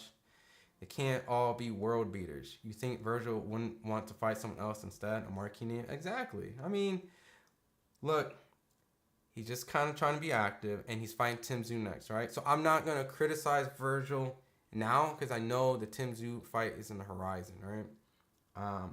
I'm going to play the Bradley stuff actually later because I think Vergil is actually, they're about to start getting in the ring. But he's about to fight Tim Tszyu. So, like, we can now watch this fight without criticism. But really, as fans, let's do this. Let's just dissect this fight and see what he can bring against Tim Tszyu, right? Think of this as like a glorified sparring session without headgear to the public. Because this is kind of what this is. No disrespect. Again, Thomas Dulorme, you just are way too small.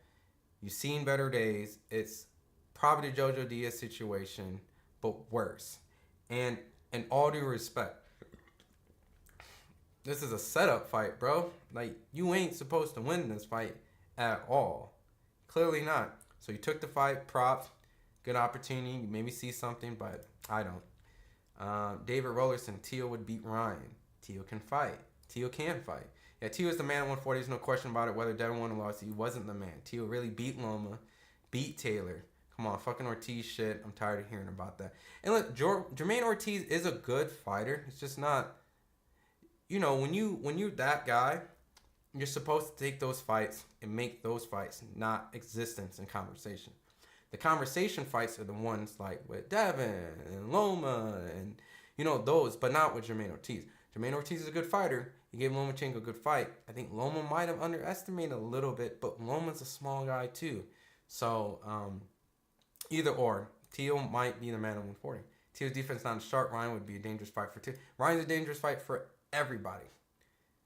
Everybody. The only two fighters that he talked about, which I could be biased, is Bud and Boots. That I just don't see him fucking with them. You're right, Tio is the guy right now, but Aram don't got the money behind him. I mean, it's a business first at the end of the day, right? We got Tank versus Stevenson. That's a 50-50 fight because I think Stevenson has the skills to beat Tank. But Tank also is an amazing... Like, Crawford and Spence was a fight that I always favored Crawford in. And I thought Crawford, even though Spence is a great fighter, had a lot more tools in the toolbox, is what Red would tell me, his coach. Shakur and Tank, however, is a fight that I think they both have tons of tools in the toolbox. But Tank has a hammer, like a big fucking mallet, that at any time he can pull that tool out and just crack you, right? And I think Shakur has enough tools in his toolbox to beat him, but so does Tank. I think Tank is extremely underrated with his boxing IQ. He's a slow starter, but he picks it up just like Terrence and Floyd. He has power. He has slipperiness. You know, he can read patterns. He can set up traps. And I think that Shakur just can't get hit, right? And Tank got a hell of a fucking chin. And I'm not saying Shakur ain't got a chin because Shakur don't get hit. So how can you test someone's chin, or we know his chin, and I'm sure Shakur has a chin, right? But at the end of the day, like, I think that's a tough fight. I need more time on that, right? I mean, I want to maybe edge Shakur, but then when I think about Tank's ability to just sleep you, then I immediately just start looking at Tank. So I don't want to dwell on that idea too much right now because it's just not a realistic fight happening next. So I need, Shakur has another fight coming up, and so does Tank.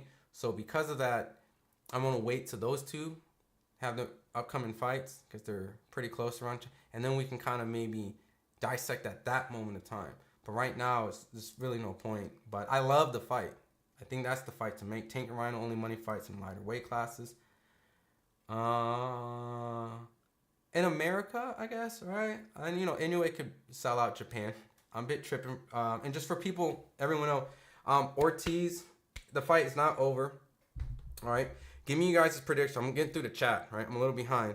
But I got Vergil Ortiz by knockout. Give me what you guys think. Does he win by decision? I'm assuming no one has that. If you got Thomas Dulorme, you're insane. But props to you because we'll all be looking stupid. And what round do you think Vergil gets Dulorme out. I'm a bit tripping because Vergil's been out for a while, but I would like to see someone who could pose a slight challenge. I don't think Dulorme will. Nope. Matias never fought no elite or nor elite stop it. He gets too much and Matias. I mean, that's what I'm saying. I'm not saying Matias is not, he's elite. I'm saying he belongs to fight the elite, right? He's warranted to be there to fight the elite guys, right? Oh, sorry, I got my chat down. He's warranted, like he's valid to be here. The Ergashev showed me that he belongs to fight. Now, does he beat them? I don't know. I think I can see two ways with the Tio fight. You know, I think that's a style that works in Tio's favor better than Devin's style, right? Just because he struggled against two guys that was on their bike, and he looked great against guys that came to him. So I agree on Tank. He got to beat someone good. He has an opportunity to fight elite, and he won't. Not impressed. I mean, I think Tank is. It's just he's the money man. So he's, you know, I think Munguia will beat Canelo. That's a hot take right there. That's a hot take. Tio being smart, he outboxing fighters. Tank got 6-7 fight due to elite at 35 and 40 are in that. Yeah, they're good. He's gonna fight them, right? So I think when he goes on that stretch, it's gonna be a hell of a stretch. Canelo won't lose. I got Canelo against Munguia. Okay, Tretch, you're gonna make bank if you bet. Real boxing fans know that 3 pounds don't make a difference because Devin. It's not really. I explained this earlier. Like you can't take away credit from Ryan because they agreed to sign the fight. I'm just saying that they were both big in the weight, and so at some point, it'd be kind of insane for me to say he didn't play a factor in Devin, but so did the left hook that smacked Devin all night. So it's just you can't not talk about it, but you can't use it as an excuse. Until we fight a real guy, I can't give him that respect. Ergashev punched harder than Tio. Ergashev's a puncher. Y'all just don't stream behind. Ergashev's a hard puncher. He is. No question, Chin is not good at all. All right, so these guys, I'm going to read the chat, but these guys are about to get in the ring. I mean, they're in the ring and about to start, at least on my stream. I might be behind on the stream because there's a few minutes delay on my end. So, according to Progress, Devin cheats rehydrating using IVs, so he's big for the fight. Let's see. All right, so I got a lot of predictions. ProBox TV's puts on some of the best fights I've seen late on Wednesday. Everyone should check it out, and it's free. Yeah, I like some of their fights they got going on there. Regis got exposed. He was slow, skilled, and level overrated. Rainy dropped. He need 3 times. Made everyone forget how trash my guy Barboza looked. Barboza looked terrible that night, man. I thought he lost. No disrespect to Dulorme. I was surprised to hear his name versus Vergil. I agree. I like Regis, but he should have came back right away. Confidence shook because he didn't fight talent along the way, and now he's seasoned. No, so all right. So I got the Tank is a skilled Wilder. Tank versus Shakur is a copy of Shakur de los Santos. Vergil is starting to kind of lead with his left hook, a little sharp, good left jab to the body. I mean, Vergil looks fast. He looks fast. Dulorme looks blown up. I mean, he's gonna try, right? Dulorme has great skills, but you're right, Stan Jonas. Haney's between a rock and a hard place. He's weak at 140. He struggles to make the weight. But at 140, he would be knocked out consistently. He would literally need to learn to never get hit. Vergil's starting to crack. You know, he's starting to get Dulorme to bite on his feints a lot. You know, you could just tell, like, you know, I don't really need to give commentary in this sense because it's just a matter of does Vergil look impressive or not, right? But it's a better opponent than Frederick Lawson, at least. So, Regis was never that good to begin with. He's not on that elite level. Andre Jackson, what's up, man? You think it was smart for Timothy to take the Ortiz fight after the war he was in, the second loss? Maybe the money was too good, man. Maybe the money, and maybe, I don't know what situation, if he was actually going to get the rematch or not. Vergil Ortiz is landing some good jabs on Dulorme. Dulorme is biting on hella feints, man. There's going to be a moment when he bites too hard and he's going to get set up. He's going to get cracked. Absolutely right on Regis. Styles make fights. I can't say Shakur's chin is questionable, but I've seen him react to being touched. Not hurt or wobble, but he got on his bike for a minute and fight after being touched. One easily. Yeah, that's what I'm saying. Like, nah, I can't show the fight, Leo. That'll be copyright, right? DAZN will check us. What up, Red? What's up, Ron? Checking in. Appreciate you, man. You always been rocking with, since I started. Body shot on Thomas Dulorme. Way too early. Dulorme's not. Yeah, body shot, first round. Look at that. Vergil Ortiz already dropped to the body. Thomas Dulorme. I mean, hear me out, guys. Vergil Ortiz, Jaron Ennis. Later down the line, make the fight. You know, everyone did anyone predict first round? Nobody predicted. Oh, Isaiah, you can't do one. I mean, you can, but you don't get the glory. That's like half the fucking fight. Oh, Ortiz went KO. Oh, you did 3. Okay, yeah, bro, it's done. Vergil just stop. See, whoever did the joke, because I know you didn't bet your house. It's like, that's how I know you for sure agree that Vergil was going to smash him too, right? The fight's done. I don't know what shot it was. I was reading chat, but he did, I think maybe a left hook to the body. Shit was over with. From Vergil Ortiz. Stop sleeping on Vergil now, man. Stop sleeping on some Vergil Ortiz, man. I mean, I'm not saying he beats Boots, but I'm also saying that he doesn't beat Boots, right? Make the fight happen. Make the fight happen, man. That's the new Terrence Crawford and Errol Spence in around that weight class. Vergil Ortiz, Jaron Ennis. I don't hear nothing else. I get it. What is it? Vergil hit him on the left to the bottom. Yeah, see, Vergil got a mean left. Vergil got a mean left, man. Patty's hat, born commentary. I mean, we kicking it, man. I mean, you ain't got to be here, but I appreciate it. You know? David Rollerson, real talk. Tim Zoo. It's not, I mean, can I keep it real, Petty? What did you expect? What type of commentary did you need? Like, what did you need? Vergil was going to stop Thomas Dulorme. This was a very unnecessary fight for Vergil, except for to keep him busy, keep him ready. Like, what more? This is going to be, he's doubling the jab.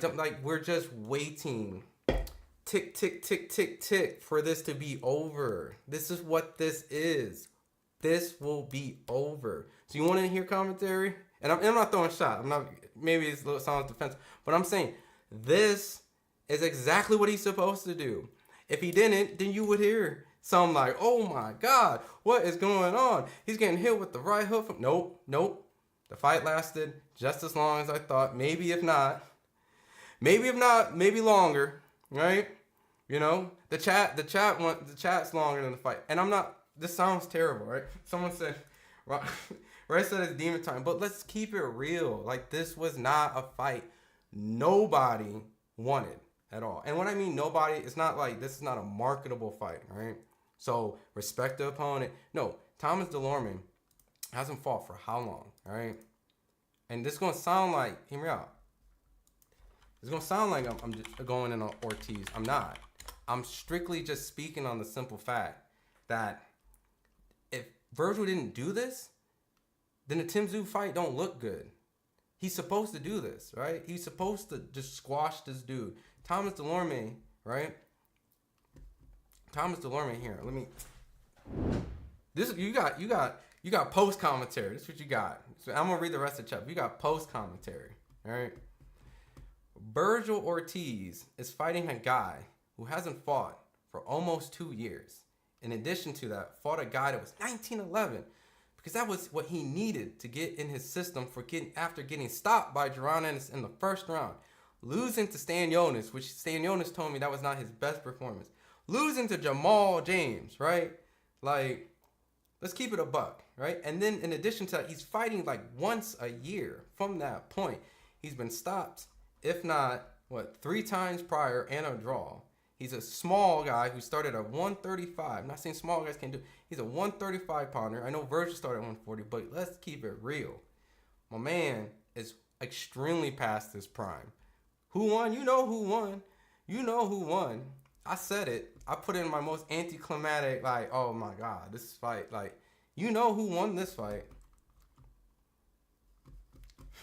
So Vergil did what he's supposed to do. I'm very happy with my performance. It was a very calculated shot.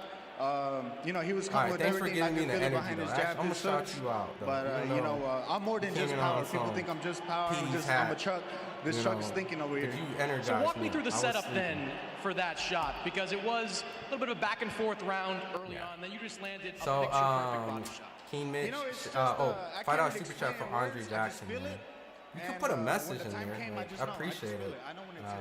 Thanks for showing You love and landed support, that man. punch, and you saw a big smile How much, on your face right when it landed. Do you know How when you much land a shot did like each? that I don't know. that the fight's Actually, over? I know don't it's know, over. You and know, I I don't heard think him that's make it out. sound Everyone, like the way he everyone who's felt, putting you know, numbers it was out just, ain't. It was a wrap. I know I it don't was think over they right even there. know. You got a Right? lot I of think it's all cap. familiarity with So I don't know who's Dulorme. bigger, I've who sparred came in with him bigger, before, but Ryan 2,000 definitely won rounds that or fight. so. Would Did like to that see help Vergil you in versus any Sean way preparing for Conwell. this Now fight? that Conwell, Not yo, really. I mean, Charles we started Conwell, like 7 that's years the ago. fight. You know, a lot Not a changed, you know, marketable that was fight, like right? Like I was saying, not a 2 marketable divisions fight, ago. but that's the fight I I want to was a see. little kid, This you was know, a I had just non-marketable graduated high fight that I school, didn't but, want to see. no, But it was, he I mean, knows, he it's knows. And 100% the Vergil, ring with you him, know, you there's know, no disrespect to back Vergil. then I He didn't shouldn't know get I no was criticism fighting him because in he's a fighting real Tim fight, next. But, you know, it's funny how life comes around.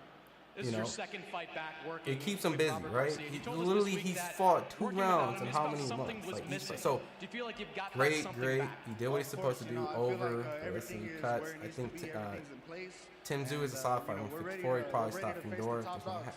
I agree, it That looked leads me like to the it. next question. But You know what's same coming thing, can't next. make no A excuses. big Shots at the matchup, time of August Inferno, 3rd, though. He against did Tim win. Tszyu, who was He did show out. arguably the Ortiz top gonna knock guy out Tim at Tszyu. 154 before that Holy loss shit. to If he knocks out Sebastian Tim Fundora. Tszyu, I might have to How are change you my feeling mind. about That that is pick matchup? low key. Hey, Tim, man. Tim Tszyu is I know gonna you're wash watching this fight Vergil. right now. I'm ready Vergil's for gonna you, have man. to. We're ready. Let's Tim get ready for Tszyu World War and III. Charlo. Let's put on the best Vergil's show gonna for have this trouble whole with time. Tim because the 2 first-round knockouts not This shaking will off be the rust. just your third That's fight true. at 154. Even though Tim this is is what a he was supposed to do, longtime it's guy not going in to that weight help class. him. And that's why I think the Thomas Dulorme fight didn't do him any justice, really. And that's why we all as a chat, right? We all as a chat collectively kind of looked at this fight like, you know, did he win? Did he win yet? Did he win? Did he win? And that's on the belief of Vergil is good. And so Dulorme just got knocked out, fight's over. Well, at least he didn't get hurt for Tim Tszyu, right? So Vergil and Tim Tszyu is going to be crazy. I'm excited for that fight. 154 is a perfect weight class for Vergil. As long as his body's healthy, I agree. Congratulations, Vergil. Yeah, body shot Dulorme goes down for 10 count. Ortiz would beat Crawford. That's a great fight. I would like to see it. But, you know, Crawford's at a point where if he's not going to fight Boots, he's definitely not going to fight Vergil Ortiz. You know, not because he's scared. It's just business, right? Ortiz will not beat Terrence Crawford at all. I would favor Terrence, but what commentator? Like Sean Zattel, we're not commentating. We're just kicking it, man. Vergil would stop Button Boots with body shots. Vergil's power is real.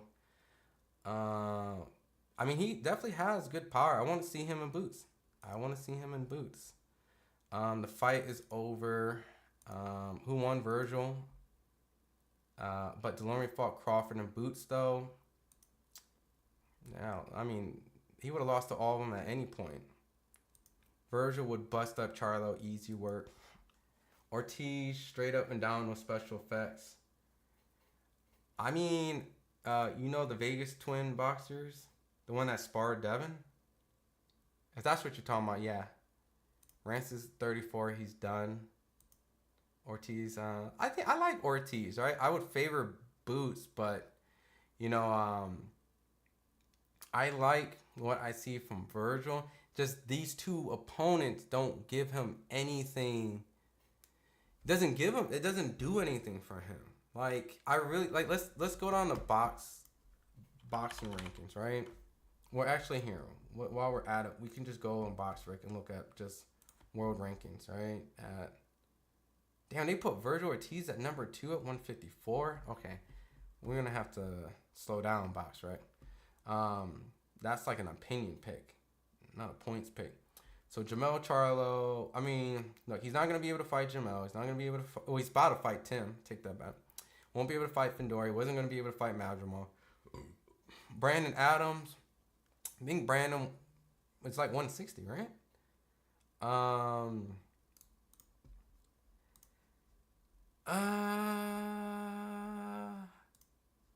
I don't think the fans will give him credit for this because they don't really know him. Lubin, he could, you know, but that's on PBC. Boyacek, they could have probably made Boyacek, but he just fought. Charles Khan will be a good fight. Butai would have been a better fight than Thomas Dulorme, hands down. Josh Kelly's not going to fight him because he's highly ranked in WBO. Jesus Ramos is not going to fight him. It's on PBC. Korobov, he's kind of old, right? When's the last time Matt Korobov fought? Oh no, that's not Matt Korobov. That's Mag. Oh, he's the one that just fought Israel Madrim. I just assumed I just saw the last name, right? So that was my bad. I just saw it looked like Korobov. It's not even Korobov. It's Korbanov. Goucher's with Brian Mendoza. That's what he just fought. Boyachet. Xander, they're not gonna fight. That'll be later. Austin Trout, he does barrel knuckle.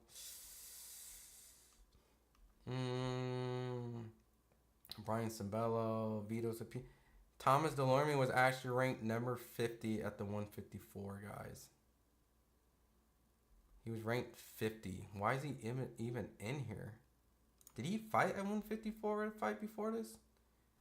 Why is he ranked world on BoxRec at number 50 here? That makes no sense. Why did he get highly ranked here? Cordell Booker. Paul. I mean, I guess Thomas Dulorme is a better name than some of these guys, but damn, dude, it just didn't do him. It just didn't get him. Charles Conwell and him, it's going to have to meet, but I don't know. Who do you think would have been a good fight for Vergil in this situation? That's realistic, right? Because we're smart boxing guys, right? Not fantasy boxing fans that assume that fights get made when we want it. Just they're golden boy, right? What did they have at their expense for this? Crawford stops Vergil. He's been in the ring less than 5 minutes in the last two. Could you imagine if he fights Tim Tszyu and stops Tim Tszyu in one round, and it was his last 3 fights was like this long? Like, if he stops Tim Tszyu, I might have to change my Boots pick. I might. You know, because this is in a more significant fashion than Boots did it, but Boots did it too. I don't know. I'm not really going to compare it because Dulorme was never supposed to fight these guys. Because they look good don't mean he looks ready. I hate setups. Yeah, well, he's fighting Tim Tszyu, so we can't actually criticize Vergil because he's giving us a fight that we want, right? So, Vergil was trash. Damn, BNB boxing. He ain't trash. Why you say that? There's some great opponents for Vergil. Ramos, Fandor, Tim Tszyu, Mel, Charlie, Lubin, Conwell, Spence, Crawford, maybe with their 99% of those fighters from PBC. He's a golden boy. So, hey y'all, I missed the fight. Was it pretty one-sided for Vergil? Absolutely. $5 super chat, Courtney Jones. What's up, Courtney? I appreciate it. How you got Jose tonight? So let's pull up Jose real quick, right? I like Jose Ramirez. He's had some wars now, right? He's had some tough fights. I mean, this is not the right Jose Ramirez. Come on.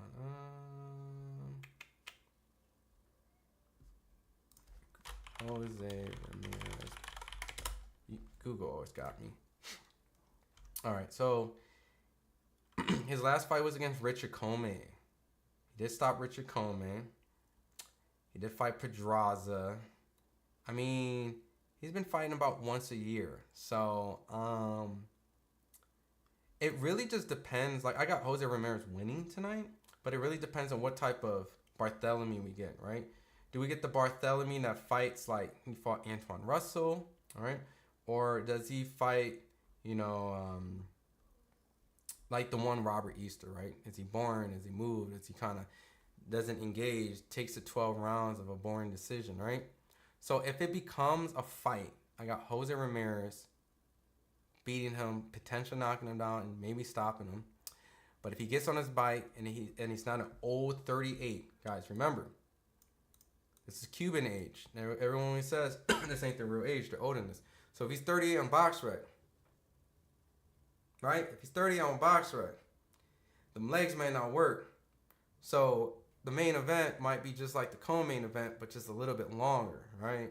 So I got Jose Ramirez. I mean, he's just bigger, right? Fresher, right? I mean, maybe not too much bigger, right? Let's see, what, 5'10"? No, maybe they're about the same, right? I guess I'm thinking Barthelemy was smaller because he started a weight class below, right? Or 2 weight classes below, right? Either way, he's old. Like, this goes back to, like, this is not a great card, right? This is not a card. This is clearly a comeback for Vergil and Jose Ramirez. I think the most intriguing fight was really Oscar Duarte, because we were just really like, what does he have? Can he stop Jojo Diaz? All right. So I'll be pretty disappointed if Jose looked like shit tonight. I'm not gonna lie. Was it the first fight knock I just got here and saw he went? Yeah, it was a body shot, El Jr. Body shot, first round. Left hook to the body about 2 minutes and 30 seconds in. Dulorme got paid off, fixed fight. He needed to fight Timber. maybe never. Like, why fuck this up? Right? Why ruin that? My boy Mike says Zoo stops Tim Zoo in the text message.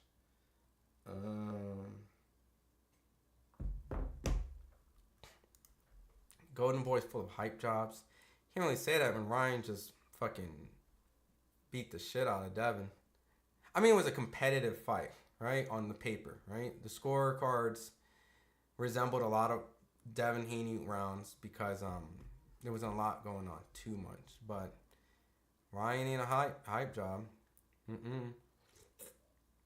I don't think Vergil is a hype job necessarily. But we'll see, right? I don't think Charles Conwell. They just signed Charles Conwell. I don't think he's a hype job. Tim Tszyu is going to be the biggest and best opponent so far. Facts. Facts, Phantom finisher. I parlayed the KO for Vergil. Thanks. Another $5 super chat, Courtney. Really appreciate it, man. That's really nice. I parlayed the KO for Vergil and Jose. Well, I bet you were really happy on that Vergil, so you just need one more. So, it would be very shocking that if Barthelemy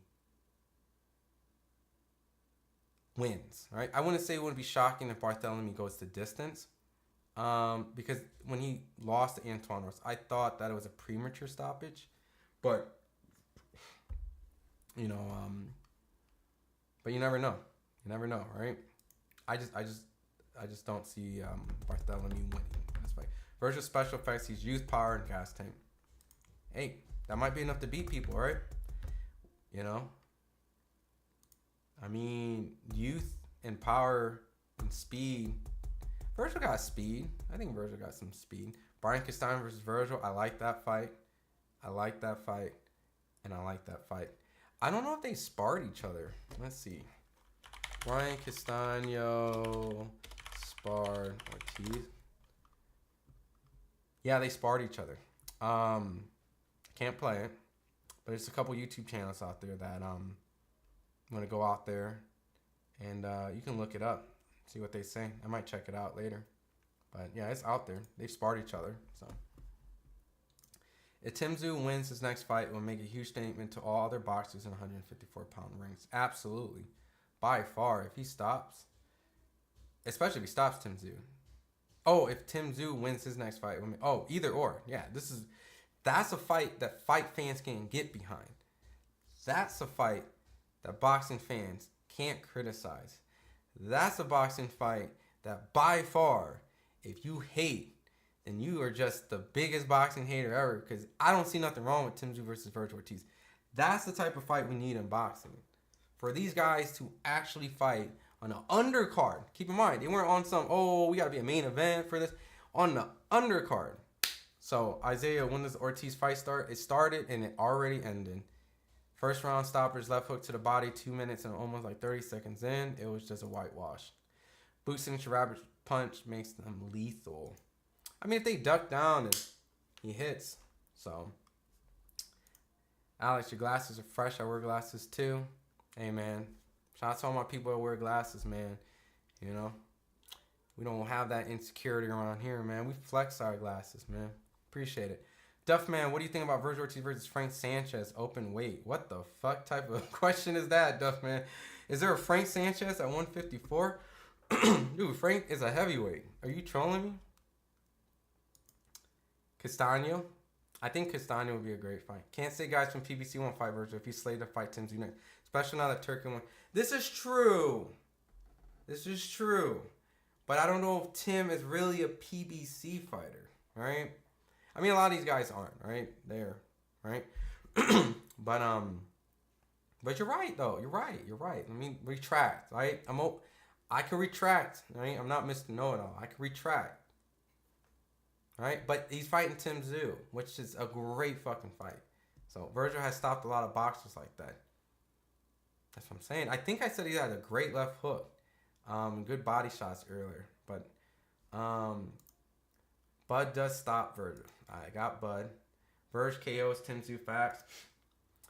I see that a possibility. We would see it. That's if they pursue the fight because Bud ends careers.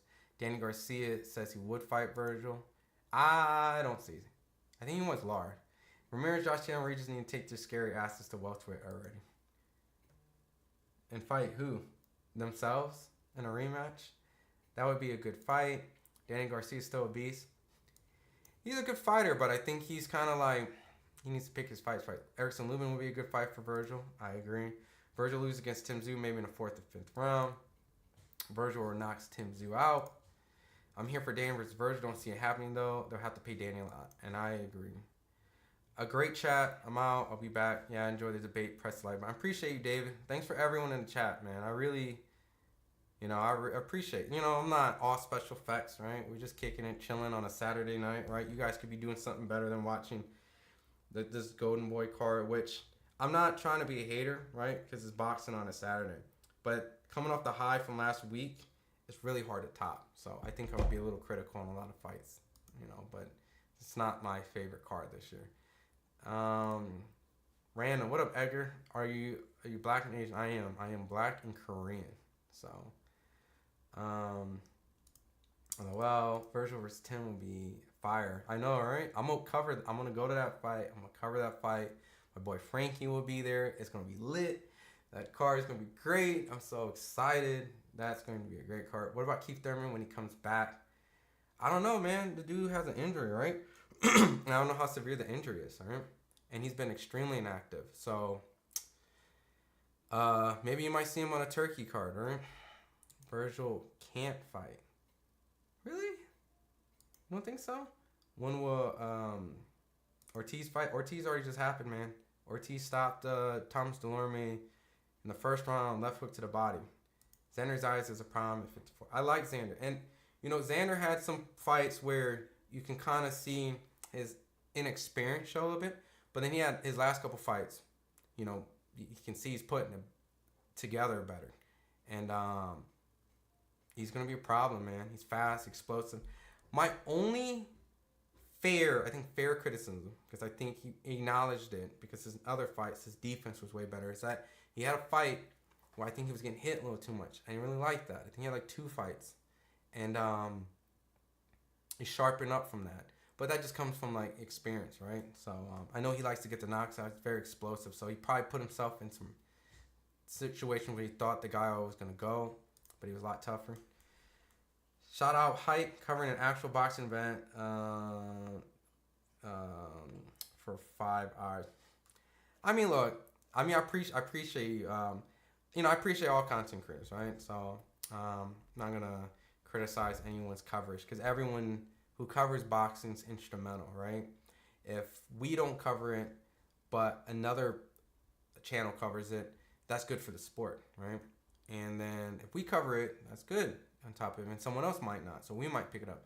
So everyone really is instrumental to this game, and there's truth in everyone's content, right? So I'm never critical on anyone's content, but yeah, and and can I be honest with you, Blackie? I was really actually kind of on the fence, like, do we go live tonight or do we not, right? But it is a Saturday. There is boxing. We do want to see what Vergil looks like. Yo, what the shit? Did some shit happen? Oh yeah, this is at the the Knuckle Mania shit. I think my boy Frankie's at. But yeah, man. But no, I appreciate you, Blackie. Crawford and Boots been ducking Vergil for decades. I don't think Crawford and Boots has been ducking Vergil. I think Crawford was looking for Spence. And I think Boots and Vergil just haven't met the money to make the fight. So, they will meet. They would have to meet. Golden Boy's been ducking Crawford and Ennis for Vergil. decades, bro. Vergil's like 25. No, I don't think they've been done since he was exaggerating. Yeah, I know. Basically meaning done. It's a fight that we would like to see, but it would never happen. Tim Tszyu's willing to fight them all. It's up to them if they want to fight him. Boring. Damn. I hope that's not for me, man. I think you just made my camera get all sad. All right. Vergil beats Crawford in boots. Vergil would destroy Tim. No questions. The Tim fanboys are absolutely clueless. My biggest concern with Tim is that someone brought it up in the chat too. Great point. Is how does he recover? Like, does he recover from that vicious head cut from Fedor? You know, from that, and he took some punishment low key in that fight too. You know, that's a tough fight into another tough fight. So, props to Tim Tszyu, right? Like, that man really out here wanting to smoke. Both Bud and Boots stops Vergil. I favor Boots right now, but I gotta see Vergil how he looks against Tim. Tim Tszyu would stop Ortiz. Who has Ortiz fought? Let's be real. Him and Ennis have avoided each other. You know, my only alarming thing, and he's gotten better. And Mean Machine did, in kind of my opinion, potentially drop Terrence Crawford. So Mean Machine gave Terrence a tougher fight than names like Amir Khan and Errol Spence. And I know that Terrence has become a better fighter since then, but Mean Machine gave Vergil some problems in that fight. That was a banger of a fight, you know? You were like, you kind of was on your seat, kind of scared low-key if you were a Vergil fan, because you were getting this idea like Mean Machine might drop his ass. Did Mean Machine drop him? I think he just buzzed him, right?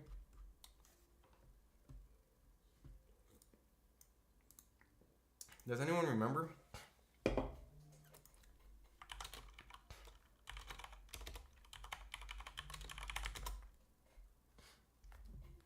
Oh shit. Hold on, guys. I think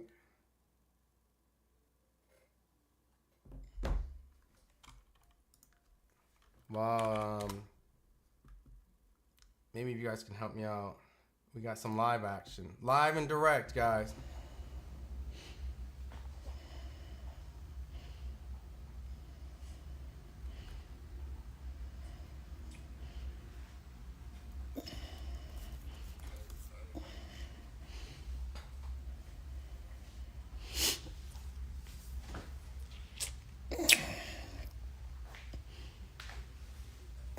Hey. At FightHype. I think FightHype, before I get in the car, I'm in the garage, before I leave and go looking for FightHype, at FightHype, so I can make sure that FightHype ain't missing. Nope, we in here. They're always talking about shit. PB done went missing, and did FightHype go to missing too? At FightHype.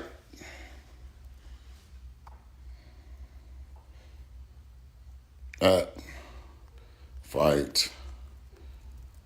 Let's see. At FightHype.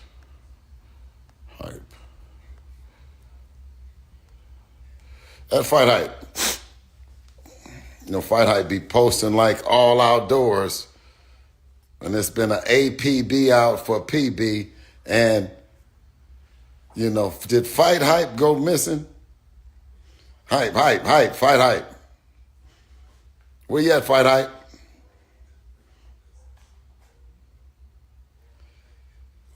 Where you at, FightHype? Look like FightHype then went out of business. Or are they in Dubai? Are they missing with Floyd? Well, they showed up on the scene with Floyd. Did they go missing with him? Where's Hype? Where's FightHype at? Can we get a join? Because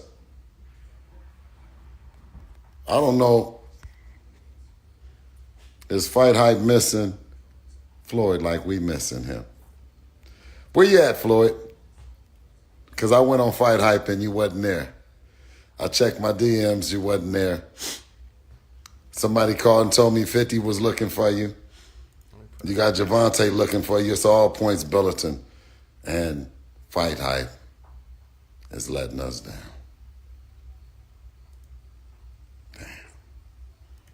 Damn, Fight Hype.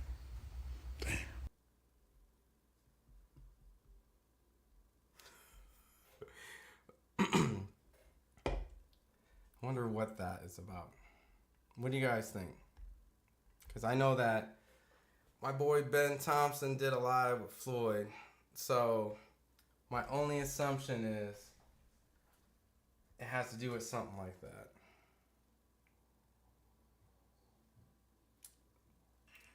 And honestly, let's see. Couldn't contain my son. Who we on? Okay.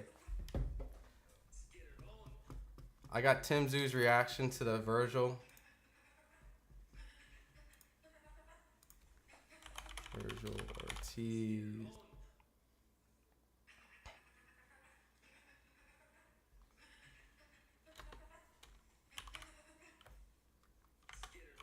Tim Zoo.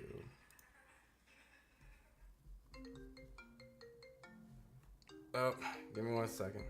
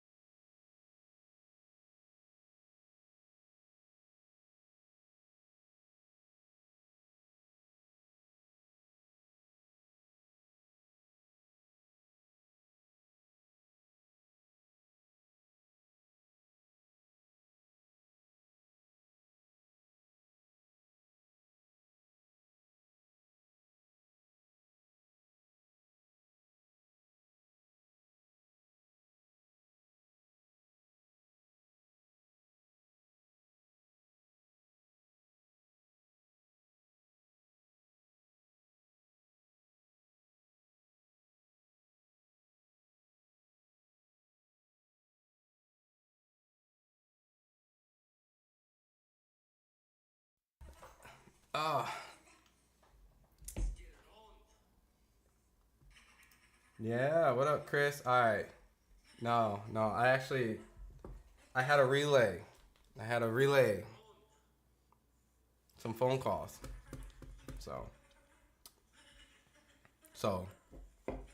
But while you guys are coming here, I'm gonna post. This is Tim's reaction. Let's get it on.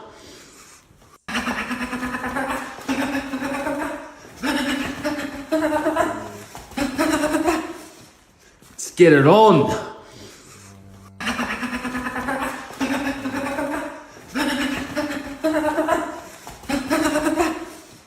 Let's get it on. No, obviously. Let's see. Real recognize real. Vergil stops Tim. Tim is fine. Ortiz, 100% KO rate, has a better resume than Boots. But Clowns wants to call him. His next fight is Tim Zoo. Robert Garcia is a solid coach. I agree. Ennis knows he would hurt him. Wayne, 1269. Tim won punch stats, 7 out of 12 rounds against Van Dort. I think he's a good coach too. He's trying to give Vergil a break. Danny versus Streets rematch. He had a questionable knockdown. Machine hurt Bud bad. Yeah, I thought that was a solid knockdown, but it wasn't called. So I think, Bud, that could have been Bud's first legit knockdown. Is it weird that I can see Vergil beating Crawford but not Boots? No.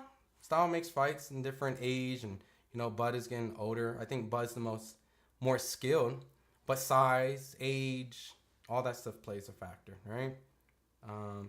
Mean Machine dropped Bud. Vergil annihilated Mean Machine for more savage and quicker than Bud did.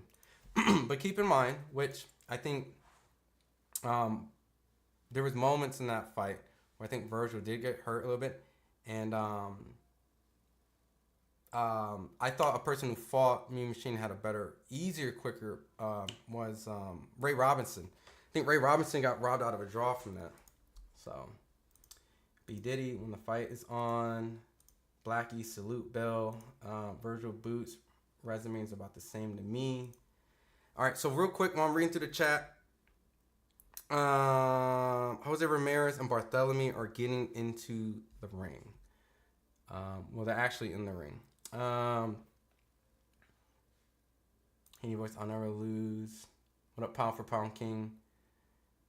King Bill the Great. I agree, King Mitch. At least Boots' resume has Villa, Karen, and Lip in it. I don't know if you're trolling.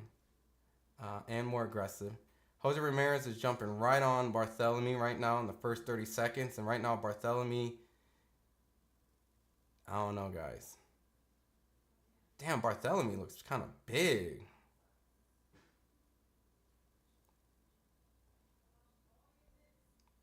Damn, is Barthelemy bigger than Ramirez? Ramirez is jumping right on him right now. Bill is a cancer to boxing and son. I can't believe this delusional clown. Still around. I don't see Crawford beating Boots. PB got stuck, got pay his bills. Allen Stock Sports. Floyd would beat. Bill in his wheelchair. Pound for pound king. That's one of the things you got to change for sure. Learn how to sell fights in a different manner. We all know Floyd has FightHype in his pocket. I am not a male model, Duff Man. I hope you're not talking to me. Is that can't hate on fighters when you're not the number one getting in the ring. Those fighters' fan base is going to hate on them. He's bringing unnecessary hate towards them. Yeah, I'll be honest. Like this whole entire last few days has been so toxic that I kind of just wanted to take a break from all of it. Right? It's kind of get back to just the boxing aspect and not all the drama. Right? You know. I respect Floyd as a fighter, but he's making boxing super messy with the backdoor activity. PvP, you're right. We're about 2 minutes in. Ramirez is pushing in. Don't really see too many, a lot of crazy leg move for Barthelemy. Ramirez is really putting the pressure. I guess Barthelemy wants to fight with Ramirez today, man. Because he's not really moving. He's very slow walking against the ropes, and Ramirez is just coming after him. Boxing is a dirty game, Keen. Tim Zoo, you don't press me. Tim Zoo in the chat. Vergil wouldn't struggle with Fedor, I guarantee that. Can't wait for this fight. I don't think it would get it for another few years. Shout out to Turkey. Tim Zoo Ortiz is the most intriguing fight on the card. Minnesota Mick, I'll get to the call. I got to get through this chat real quick. Prior to Tim was piecing him up. They want to be prior to Vergil. His style, his excellence. He should be on the first ballot Hall of Fame saving. Barthelemy ducked when he was in his prime. The guy got hands. Vergil's moving him. All right. So we just got done pretty much with the first round, and this is what I saw, right? And then we'll get into the full actual commentary of the Jose Ramirez. What I saw in that first round was Barthelemy kind of slow stepping against the ropes, right? Slow stepping. And Ramirez is putting on the pressure. He's coming forward, trying to land some body shots. It looks like typical Ramirez, right? Throwing hooks, trying to rip to the body, rip to the top. Barthelemy's trying to exchange when Ramirez does, but, it doesn't really look like he has any steam on his punches, kind of like some get-me-off shots. And just kind of slowly shelling up, slowly creeping on the rope, slowly trying to high guard, slowly putting his hands down, slowly. I think Ramirez landed some good sneaky uppercuts in between the guard. But, yeah, atypical Ramirez getting off the rust. Let me see. Download Instagram.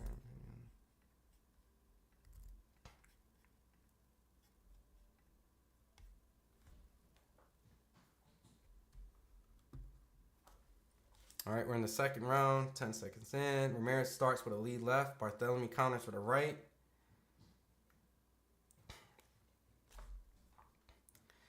Ramirez goes to a right to the hook. Right hook to the head, right hook to the body. 3 shots from Ramirez, missed. Barthelemy's high guard is pretty much active at all times. This is pretty much just Barthelemy trying to counter off the high guard. Tries to sneak a little jab in. Keen Mitch, Flamin, Ryan Garcia would do 3 million pay-per-views right now. Just crazy. That would be nuts if that fight was announced. And not non-exhibition. Ramirez is just kind of hawking Barthelemy down. Barthelemy just not really doing anything. He's just shelling up. He just goes in the corner and he tries to pick his shots. He lands a low blow, actually. A low blow uppercut. Ramirez looks like he doesn't really want to take the time. Just wants to go jump right back on Barthelemy. Barthelemy just throwing one shot here and there. Can you take Tim off? Oh, my bad. Sorry. Let me. Barthelemy is actually trying to throw some jabs right now. He's actually trying to throw some jabs. Ramirez is winging, throwing left, right hooks. Damn, what would Floyd and Tank do? Crazy. Zepeda beat Ramirez. Yo, I actually thought Zepeda did beat Ramirez, but that was in Fresno. So it was hard to beat him in the hometown, but I did actually believe that. Barthelemy has to throw more. He just landed a low blow. Barthelemy, like I said, this is If you guys don't have the fight, this is what he just high guard and just slow walking on the ropes, and he just trying to wing one shot. That's literally the pace of his legs. Like, his legs is not even there. Like, not the slippery, elusive. He is practically sitting on the ropes most of this fight. And then when he tries to counter a season opening is when he throws a shot. But Ramirez is throwing in combinations. Triple left hook to the body. I mean, Ramirez is looking fresher, stronger, busier, adding pressure. I mean, I don't know what Barthelemi's game plan is, but this is not going to be what's going to win him the fight at all. Like, not at all. I mean, good jab from Ramirez. Ramirez's jab is starting to squeeze in a little bit. Ramirez wins. He might get Ryan Garcia fight. Decent fight for Ryan. I mean, that was originally, I think, the backup plan. Ramirez is past his prime, in my opinion. I think he knows. He said he's trying to get back to 2019 Ramirez. That shit 5 years ago. I do think that at this moment of time, and that's the end of the second round, Ramirez, I got 2-0. I think at this moment, Ramirez is at a point where no different from Regis and Josh Taylor, right? Those guys all fought, kind of beat the shit out of each other. They're all kind of like in their second coming, right? Josh Taylor fought Tio. Regis fought Devin. So a Ramirez and Ryan Garcia fight would kind of make sense, right? But Ryan doesn't have to fight Ramirez, right? Like, especially after beating Devin. So I think Ramirez activity would kind of give Ryan maybe a little bit of pockets of problem. But, you know, Ryan coming off that big Devin Haney win, I mean, I would have to favor Ryan Garcia beating Ramirez. You know what I mean?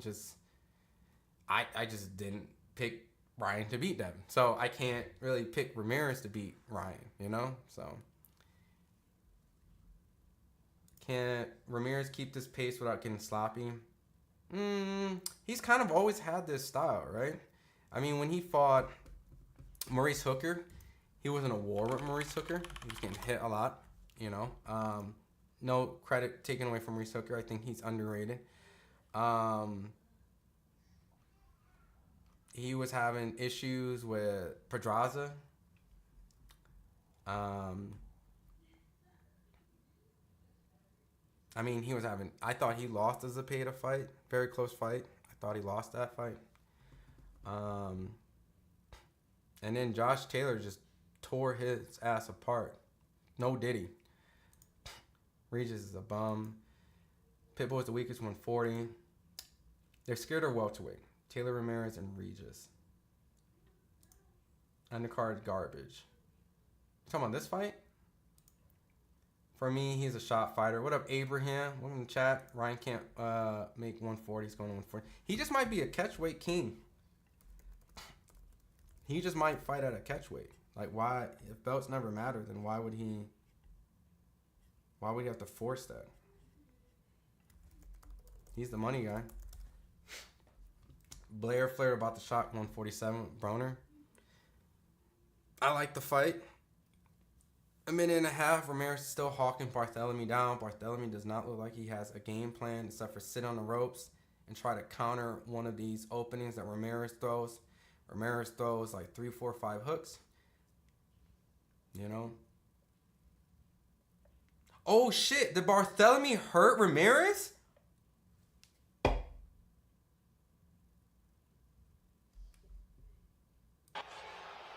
Guys?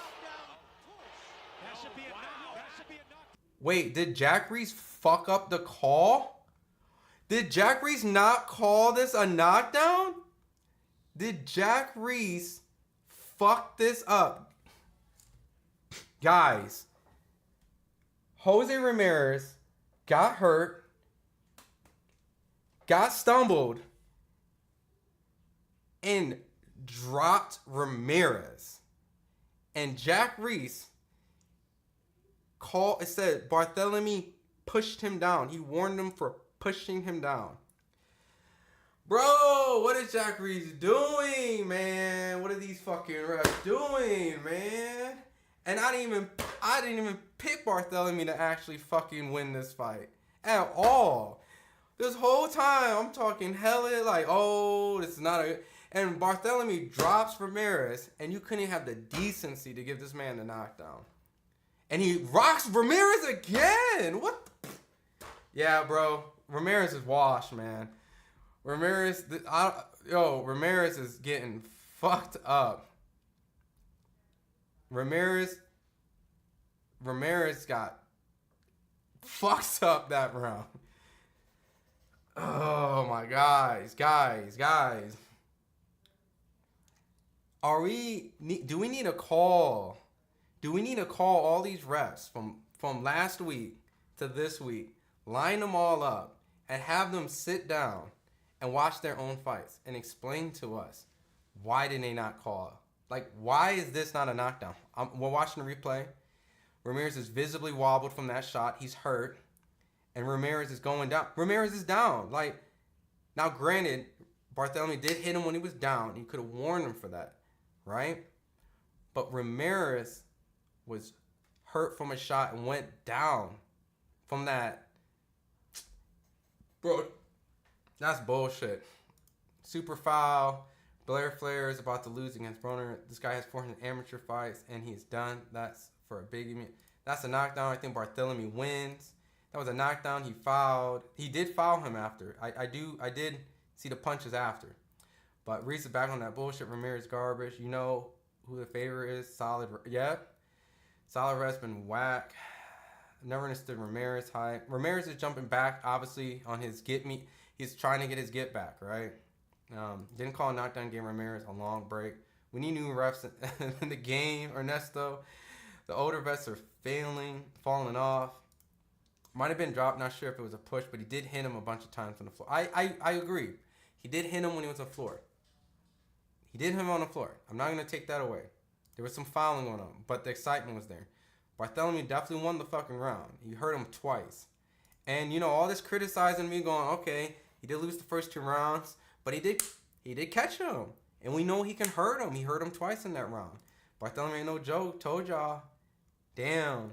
What round is he? What round is playing? We're in the 4th round. So the first 2 rounds I got Ramirez. 3rd round is where Barthelemy visibly rocked Ramirez. Not once, but twice. And the first one, in my opinion, should have been ruled a knockdown. Barthelemy has been ducked by many fighters when he was 135. Refs and judges have really gone to shit. Ryan says by picking to beat Ramirez at a catch weight, 145. He's not that guy, pal. He's not that guy. I mean, look, Barthelemy is starting to get busy on Ramirez. Ramirez, he's winging some shots. Barthelemy is actually landing some hooks. Ramirez looks a little wobbly. He's back on it. Ramirez is on his back foot. Ramirez is looking sluggish. Ramirez is looking like his hands can't go up. Wing and left hook misses. Lunges. Ramirez is in a fight, guys. Ramirez digging away to the body, trying to turn this one around. This is a fight. The crowd behind him. Ramirez is trying to dig to the body, and Barthelemy has a high guard that's trying to block the hooks from the top. Ramirez lands a good left hook that actually kind of... Did it buzz Barthelemy? Barthelemy took a good left hook and put his hands down and tried to taunt. But this is a phone booth. They are literally exchanging left to right to left to right, hook to uppercut to uppercut. Literally, me saying that exactly is what is going on. Right hook from Ramirez. Left hook by Ramirez. Right hook by Barthelemy. Barthelemy tries to go for the left hook. Ramirez is starting to get a little bit of the better of the exchange, in my opinion, right now. They are brawling, but Ramirez is starting to land a little bit more 2-for-1. Ramirez is not... Barthelemy attempted to go for his first clinch, but Ramirez pushed him off, got him back on the ropes right now. He's starting to dig to the body. He's starting to land some good shots. This, right now, is a phone booth fight. And one thing, shout out to Keen, he said it, Ramirez putting water in the basement for sure, the body work. Ramirez is investing a lot of body shots, which is definitely going to be instrumental for slowing Barthelemy down, getting his hands to drop so he can hook over to the top.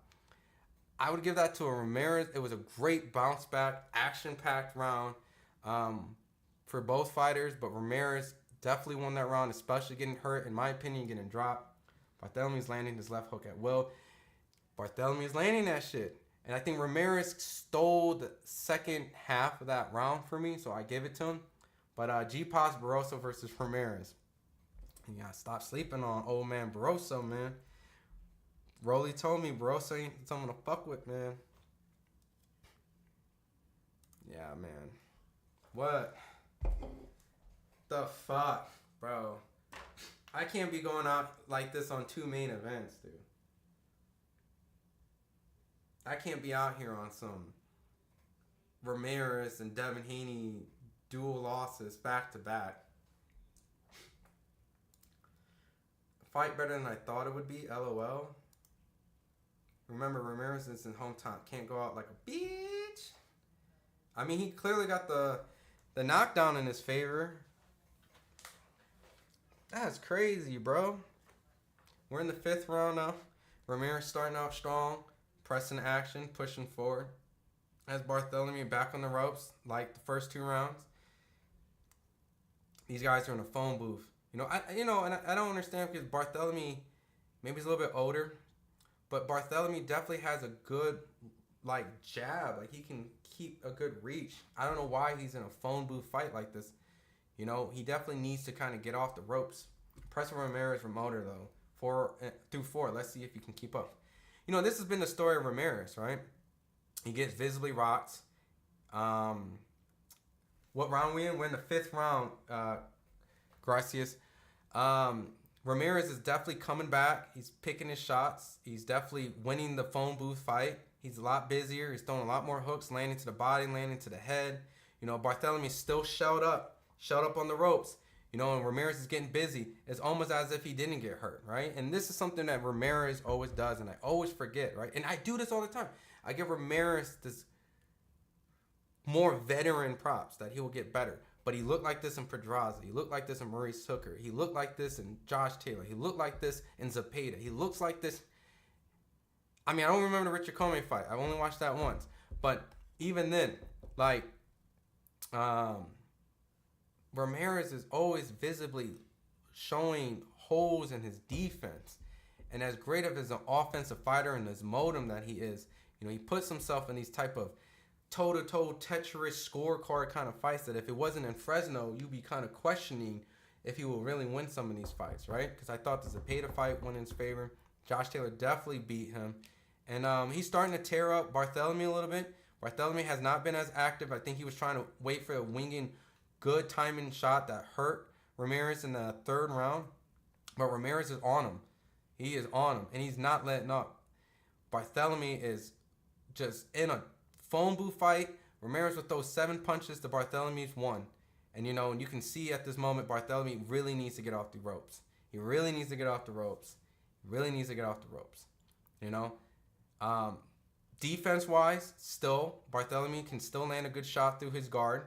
Because, with all the wild winging shots and him trying to be extremely active and press the action, he can still be hit by the same shot. You saw Barthelemy landing it twice in 1 round. So I wouldn't be surprised. Barthelemy's starting to now measure up. He's starting to keep the distance, and so he can line it up, which I think that's what he needs to do. He cannot be pressed up shoulder to shoulder on the ropes and fighting. He's literally on the ropes like this. waiting. It seems like he's trying to wait for Ramirez to gas out, and Ramirez is not gassing out at all. Like, if that's the game plan, wait till he gets tired, then you need to go back to what got you in that third round. You start letting your hands go. Start keeping the distance. Start coming down. Bop, right down on the pipe. So I got Ramirez winning that round. I mean, right now I got 4-1. We're going into the 6th round. You know, Bones Adams needs to tell him. That's the trainer. Bones Adams needs to tell him.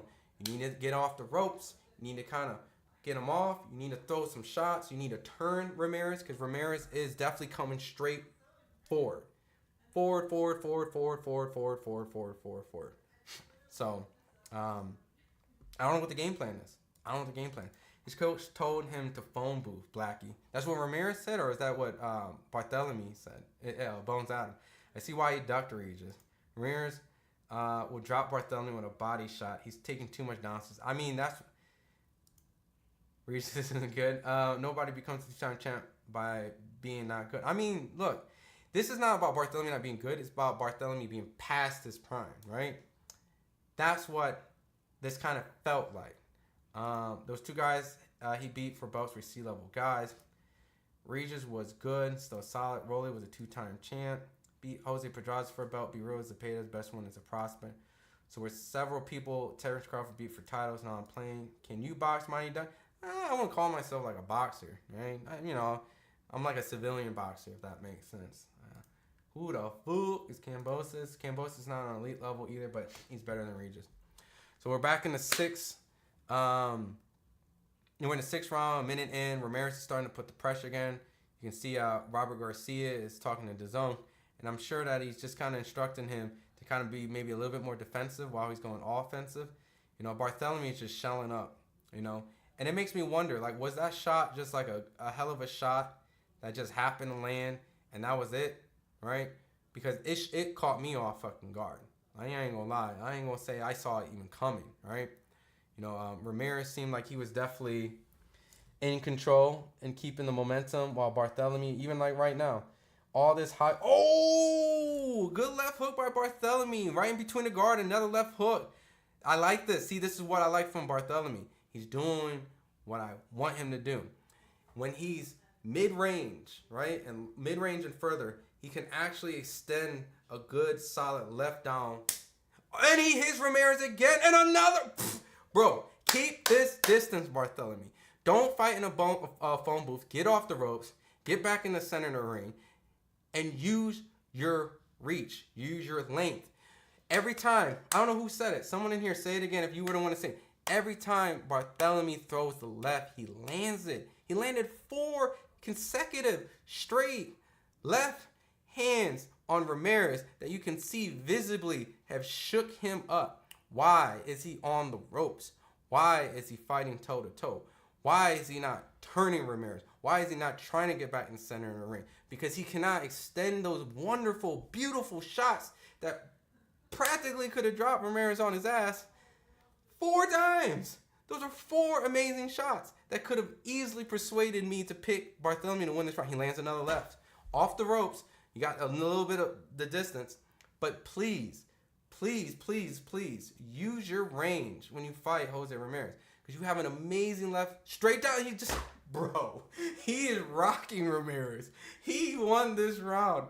As busy as Ramirez was, Barthelemy has landed like 6 freaking perfect, devastating, straight down the pipe, Cuban southpaw shots. I feel like these are the shots that Laura was hitting on Zarafa like recently. That dropped Zarafa. Bro, please, Bones, Adam, tell him to get off the fucking ropes. Please. Because you are landing at will. I would be happy to eat crow if Barthelemy can actually get his left hand together like he is. Because the way he is stringing these left hooks is just... What is Ramirez doing? It's almost like he don't see it coming, bro. You got hit with the same left hook. Straight down the pipe. 1, 2, 3, 4, 5, 6. Can someone tell him? Robert Garcia, can you tell him he's going to try to hit you with the left, the straight down the pipe left, while you're mid-long range? This is crazy. It is crazy how many times he got hit by that shit. That is absolutely absurd. That was one of the most absurd, consistent left straights that I've seen in boxing. Like, there is no reason why someone was able to land that at ease that often. I'm just saying there were several fighters who fought subpar fighters to get world titles. Ramirez is jumping back on him in the 7th. Right now I have this 2-4. We're in the 7th round. Should be 2-4. 1 knockdown for Barthelemy. Been injured to become unified champ. Don't act like you don't know what I'm saying. Who's responsible for the... Look, it ain't the fight, man. It's a watch party, man. You got words in there. Titus. But I didn't make it, but I'll take accountable. It's a watch party. What are the chances it goes the distance? I got money. No boxing fights are on YouTube. All right? If everyone in here watched boxing for there's only watch parties on YouTube. There's no actual fights that are not from the actual network. But Ramirez is jumping right on Barthelemy now, trying to do exactly what he did from the 3rd round, kind of get back, jumping all over it. If Barthelemy is not in range to land the left hook, I mean, he's going to get pummeled to the body and on the ropes. I'd like to see Ramirez with Regis. That would be great. What makes them great fighters beating subpar belts? Will Cambodia shock the world again and beat Loma? That would be crazy. But, it's boxing. It's a good fight. I think Loma should be the favorite. Barthelemy got that Cuban boxing style. Loma will stop George. These guys are back to the phone booth. Barthelemy needs to get that mid-range together and land that left straight. Anytime he's on the ropes, he's losing the fight. Loma doesn't stop people. Blackie says Barthelemy needs to bring that right hand right after left hook. And you're right. Like, he's just relying on single shots, right? If he put some combinations together, he could probably actually land something else that's more significant than just that left hook. Because even though Ramirez might not see it coming to block it, he might see it to embrace to get hit by it. I could be wrong. He got hit by that shit 6 times wrong. He got hit by this left straight almost every time. That's the first dodge Ramirez did. But he got hit with another left. Straight left. Barthelemy is landing the straight left like crazy. Like, did they not spar a southpaw? Teo should have stopped George. He can stop George, though. The angle of Cuban straight left is different. I mean, it seems like it may, but at least you should know it's coming the way he got hit with that. Yep. So he fights better from the center in the ring. Teo injured by George. 13 seconds left. Ramirez has Barthelemy on the ropes again. And I would probably give this to Ramirez. Ramirez is busy. Not a lot of clean shots from Barthelemy. And the activity, the hooks to the body, the pressure. I mean, it's obvious Teo wasn't 100%. Ramirez is taking the shots a lot better than he was originally. Yeah. It's almost like he sees it coming, right? He sees the shot coming. He braces so he can eat it, but he just can't block it. He can just throw lefts until he goes to sleep. That's what it looked like. Rocky would take it. No way a healthy Teo loses George Kambosos. I mean, if Teo was injured, then Loma said he was injured. So then you kind of have to go and give Loma credence, right? So, but Teo's the man at 140 now, right?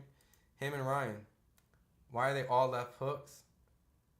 If I'm saying left hooks, I mean left straights. But they're all left straights down, like, the Cuban southpaw, he's sniping it. And what about do I still got it, Teo? I mean, I think style make fights. I think Teo struggled against Sandor Martin and Vergil Ortiz because I think he has a problem cutting off those type of guys. That style, What about Teo who punished Taylor? I think Taylor was a guy who came and fought a style that benefited Teo, He just ate 3 more left hooks. JJDD, right? Did he have it? Shakur Stevenson over everyone in his way to undisputed period. Val Henderson. Shout out to you, Val. With 30 seconds in the 8th round, no different. When Ramirez is winning, this is what I want you guys to visualize if you guys aren't watching it. Ramirez has Barthelemy on the ropes, and Barthelemy is just kind of just trying to block everything, but he's kind of getting hit in the body. He's not working off it. And he might have like a get-me-off punch, which is his left. And if he can land it, it's only when Ramirez gives him enough distance. But if he's crunched up against the ropes, he ain't winning. But when they're fighting and there's distance, and Barthelemy has range, left, left, left. And that's been the fight the whole time. It's just whoever has their... If Barthelemy doesn't have the range, he's losing the fight. So, Tio injured against Kambosos. That's my point. When he was injured, he didn't know. He just gave Ortiz that one of a dirty low blow. Wow. SS the best. Shakur Stevenson. He posted evidence that he was injured against George. He showed the X-rays. I believe Tio, probably wasn't himself. You know what I mean? But can't really, at the end of the day, that's just how boxing works, right? Ramirez is taking the left hands better because he's drained Barthelemy with punishments by. Those lefts probably aren't as crispy. Yeah, just like you said, Keen. Ortiz fight needs to be overruled and counted as a no contest. Forgot all about the Ortiz fight. Ramirez is 2 minutes in of just having his way, having him on the ropes and being busy. Nothing as devastating and shocking, but just landing little sneaky uppercuts, little sneaky hooks to the body, keeping the pressure on, keeping the pace, while Barthelemy is just trying to time and rest on the ropes and trying to pray that maybe Ramirez gets tired, but Ramirez is not tired. He fights like this and will always fight like this. Minnesota Mick. Kambosos beating Loma. It's the way boxing's going at the moment. Crazy times. If Kambosos beats Loma, then we're literally in the Four Kings because it's like all these guys are fighting each other and beating each other.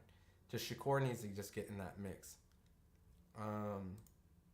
Tank the man 130, 140. He's looking like it. Can't beat a man if you don't fight anybody. I mean, Tank will fight those guys. It's just, I think you're going to see it come. But, I do feel that everyone else has started to fight amongst each other. And Tank has fought Ryan, but can't make excuse. Ryan fought him, he agreed, so yeah, I'm not going to do the whole rehydration thing. Real recognized real, Fax Draco, 912. Frank Martin beats Tank, I'm seeing it. You must be loading and seeing things. Pacheco Ramirez off that scanty. All right. So, yeah, right now, Ramirez is winning the fight for me. Which is unfortunate because that knockdown really would have been able to help Barthelemy a little bit, but because he didn't get it, I only got Barthelemy winning 2 rounds now. So, we're going into the 9th round, guys. A lot of people Tank beat went on to become champions.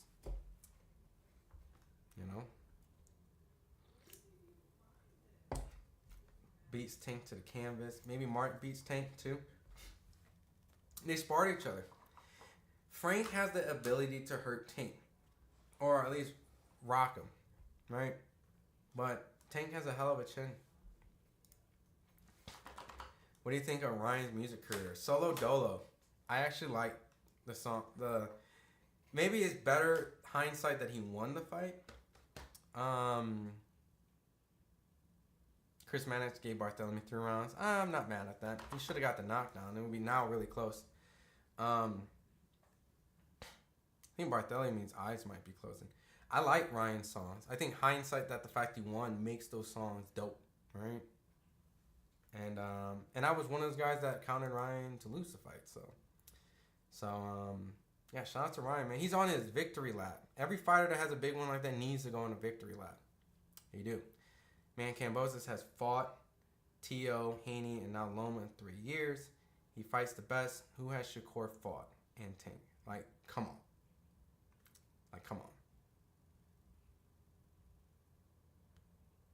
I mean, Kambosos, you got to give Kambosos props, man. Who the F George beat besides injured Tier? He lost to Maxie Hughes. I did think he lost to Maxie Hughes. Ryan's funny as F, SMH. Yo, that Haney Pack beat was kind of hard, though, man. I can't front, though. Them Alice, like, I can't hate, bro. I'm not a hater. Ryan's doing his thing. I take my hat off to our Aussie guys like Tim and George willing to fight all comers. Oh, you're from Aussie. Yeah, that's right. Yeah, man. Shout out to Australian boxers, dude. They really want the smoke. Now, if you guys are not tuning in to fight, it just seems like Ramirez is doing a lot of body shots, man. And Barthelemy hasn't had the same type of energy, mid-range to throw that left. I think this is the perfect range for Barthelemy to try to throw the left. But he hasn't really thrown stinging lefts. Fight's a lot better than I thought, man. So I already eat crow simply fact because I thought that Ramirez was. Ooh, good left hook by Ramirez that hit Barthelemy. I thought Barthelemy would be on his bite, or Ramirez would be toe-to-toe like this, and he would be dominating Barthelemy. I wouldn't say he's dominating him, but he's clearly winning. Pure activity. So I was wrong. I was kind of right in pockets. Like, Ramirez is winning the way that, and by this style, but I just didn't think Barthelemy was going to be able to land those devastating lefts. Hectic Nasty. What happened to Sean? Sean decided to do his own thing. He went on his own road, right? And didn't leave on any bad terms. Nothing negative happened, right? Just he wanted to go and do his own thing, which a lot of people do in their careers, right? So a lot of stuff that he wants to do, a lot of his own aspirations. So, but yeah. I'm blessed and highly favored. C6 Mark Contreras. Yeah, my bad. Yeah, that song's a banger now. Eddie Hearn sound off, said he got boots from Ryan, but no response from. Yeah, his dad was like, nah. What round is it now, bro? I believe it's the 10th round now. Yeah. Ryan beats Boots. He's pound for pound. He's up there. Fuck. Yeah. Yeah, he has his own channel. Yeah. Every once in a while, some people just want to just have to grow, and get their own wings and just do their thing. So, shout out to everyone just chasing their dreams. Haney got a better resume than Tank, because Tank isn't fighting the champions around his weight class. I mean, to kind of, I want to say like, I don't really necessarily like, hey, I'm here to defend either or. But it's like Tank is essentially fighting guys. He's in his third weight class. He's essentially fighting guys, bigger guys. So, it's hard. These guys are big. So, my bad. That was the 9th round. We're in the 10th round. We're in the 10th round now. And it's the same fight. Barthelemy back on the ropes. Ramirez is landing left hooks, sneaky left hooks that kind of breaks the high guard from Barthelemy. Ramirez is either throwing hooks to the body, sneaky uppercuts, or hooks to the left. In the last round, they're saying, in this CompuBox, I don't really believe, but 21 landed from Ramirez, 3 by Barthelemy.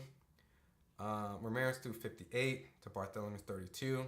So Barthelemy has a 9% punch landed percentage, while Ramirez is a busier, more active, and more accurate, and landed 36%. So unless Barthelemy has another moment of just throwing these little sneaky left straights that I think Ramirez, he has his right hand up. I didn't hear the commentary, but I don't know if Robert Garcia said keep that motherfucker up, because he's gonna try to land that, that straight down left. So Ramirez is walking down with that right up, and he's jabbing, and so maybe Barthelemy's trying to time when he might get lazy and drop it once, but Ramirez is just winning, man.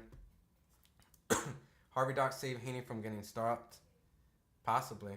I didn't like that point deduction. I mean, Devin had heart, man. Devin had heart at the end of the day. Devin has a lot of heart. Good left straight by Barthelemy. Landing on Ramirez. But Ramirez is back on him. Barthelemy needs to switch up. And, he's not doing himself any justice just trying to time straight left. And I say that when he did rock him, so I'm not saying it's not there, because he is starting to land a little bit again. But I wish he would mix it up a little bit more and throw in combinations, right? Facts from Romero. Tank is on that Ryan move, only fights for money, not belts.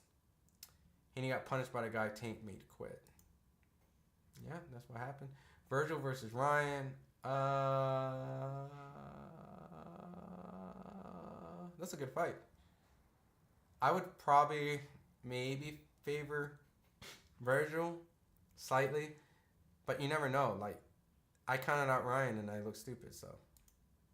Haney eating potatoes through a straw. Damn. I don't think it's that bad. What do you think about Oscar working with Turkey? I think it's. I mean, look, I'm not a hater.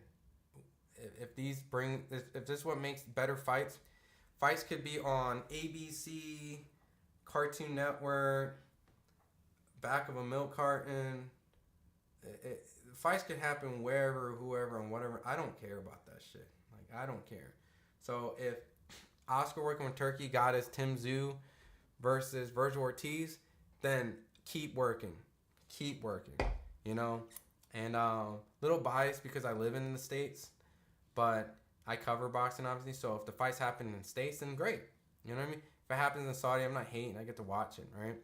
I get to be here with you guys chatting. But I like the fact that he's starting to kind of embark over here and bring fights. So Haney fight all older, smaller men. I think my camera's a little hot right now, so I'm gonna give it a little break. Yeah, it's a little cartoon of me and my girl drew. So I'm gonna get my camera to rest a little bit. Ramirez Barthelemy winner is the Ryan sweepstakes. No, if Barthelemy beats Ryan, there's no freaking way. BVO Boxing TV, salute my guy, salute, man. Appreciate you, man. Is that you have a YouTube channel? You cover boxing? If so, shout out to BVO Boxing, man. Let me know what you do. Blackie, Oscar wouldn't do it. He wouldn't lose one of his stars to another star. Unless he wants to transition the stardom to Ortiz. But, yeah, I don't think they'll do that. Don Carlos. You got Prime versus Prime. Mike Garcia versus Jose Ramirez. I got Mikey Garcia. Mikey for show. Barthelemy isn't fainting. Barthelemy is just on the ropes, just trying to time his left. If he don't do nothing, he loses his fight, man. He's too behind on these scorecards at this point. Ryan versus Ramirez is whack. I'd rather see Ramirez versus Barboza, both coming off bad wins. I don't want to see Barboza. He needs to figure out what to do, man. And no disrespect to Barboza, but that was not a good performance, man. I did not know who Sean McCombs was then, and I shouldn't know who he is now. Vergil by manslaughter over Ryan. Yeah, I got Vergil. I just want to slide in and give Ryan a little credit just because I have egg on my face still from last week. So I don't think Vergil will be able to see the left hook either. Dangerous fight. Oh yeah. That's what I'm saying. Like, you gotta give there, I think my camera's back on. Yeah, I think you gotta give Ryan some credit now, man. Like, I really feel like he did fool a lot of the boxing world by his antics and saying he doesn't care about belts and doing all these type of things, but he's a full-blown legit fighter, you know? And that doesn't take away from anything from Devin Haney, and that's what I'm saying. Like, Ryan beat Devin Haney. Like, what? Like, Devin wasn't injured. Devin didn't have anything. Like, Devin's a good fighter, you know? So Ryan gets that credit. He won by robbing most death. Barboza versus Ramirez next. Do you guys want to see that? Or are you just saying that because it's just like that's good for them, you know? I don't know, man. Ramirez is starting to. We're in the 11th round. Ramirez is starting to really start putting on Barthelemy. Barthelemy's not looking really good right now. Barthelemy looks hurt. Barthelemy's starting to turn. Barthelemy's getting a lot of hooks. Getting awfully close to what's going on right 19 now. seconds left on my screen. Ramirez is starting to tee off from Barthelemy. Barthelemy is shelled up. He's in survival mode. Jack Reese is looking real close. And I wouldn't be surprised if Jack Reese decides to want to stop this after kind of helping him with that knockdown. Barthelemy does not look good. Barthelemy is hurt. Barthelemy is beaten up. Barthelemy barely made it out that round. And I'll be honest with you guys. He was saved by the bell. Barthelemy was saved by the bell. You think Haney facing Sandor Martin on his comeback fight? That's what Eddie says. I mean, look. Oh, they got the doctors checking on Barthelemy now. I mean, look, Devin took a really tough fight. I think Sandor Martin is a guy that he has to fight to keep his belt. He was real adamant. And I don't really see Devin really going into another top. Are they stopping the fight? Oh, they're not stopping the fight. Okay.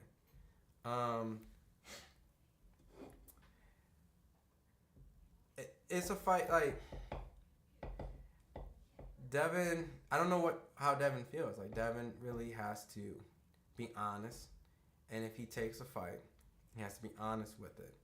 And I think Devin, as a fighter, who as smart he is in the ring, is smart outside the ring, and I think they'll make the right decision. You know, if he really wants to keep that belt, you know, there is a mandatory of Sandor Martin, but I just don't think you would take a Ryan. I mean, after that Ryan fight, and take another tough fight where you didn't really necessarily shake up your cobwebs, right? And there might be some instrumental changes that they need to work on and try out to prevent a moment like that. Because Matias is a come forward fighter. Tio is going to end up coming forward. Pitbull is a come forward fighter. So I would not be mad if Devin took a tune up, you know, because and I don't think Sandor Martin is truly a tune up. I think just Sandor Martin's just not a marketable fight. And stylistically, it would be a boxing match. Ramirez is jumping right back on Barthelemy 20 seconds in.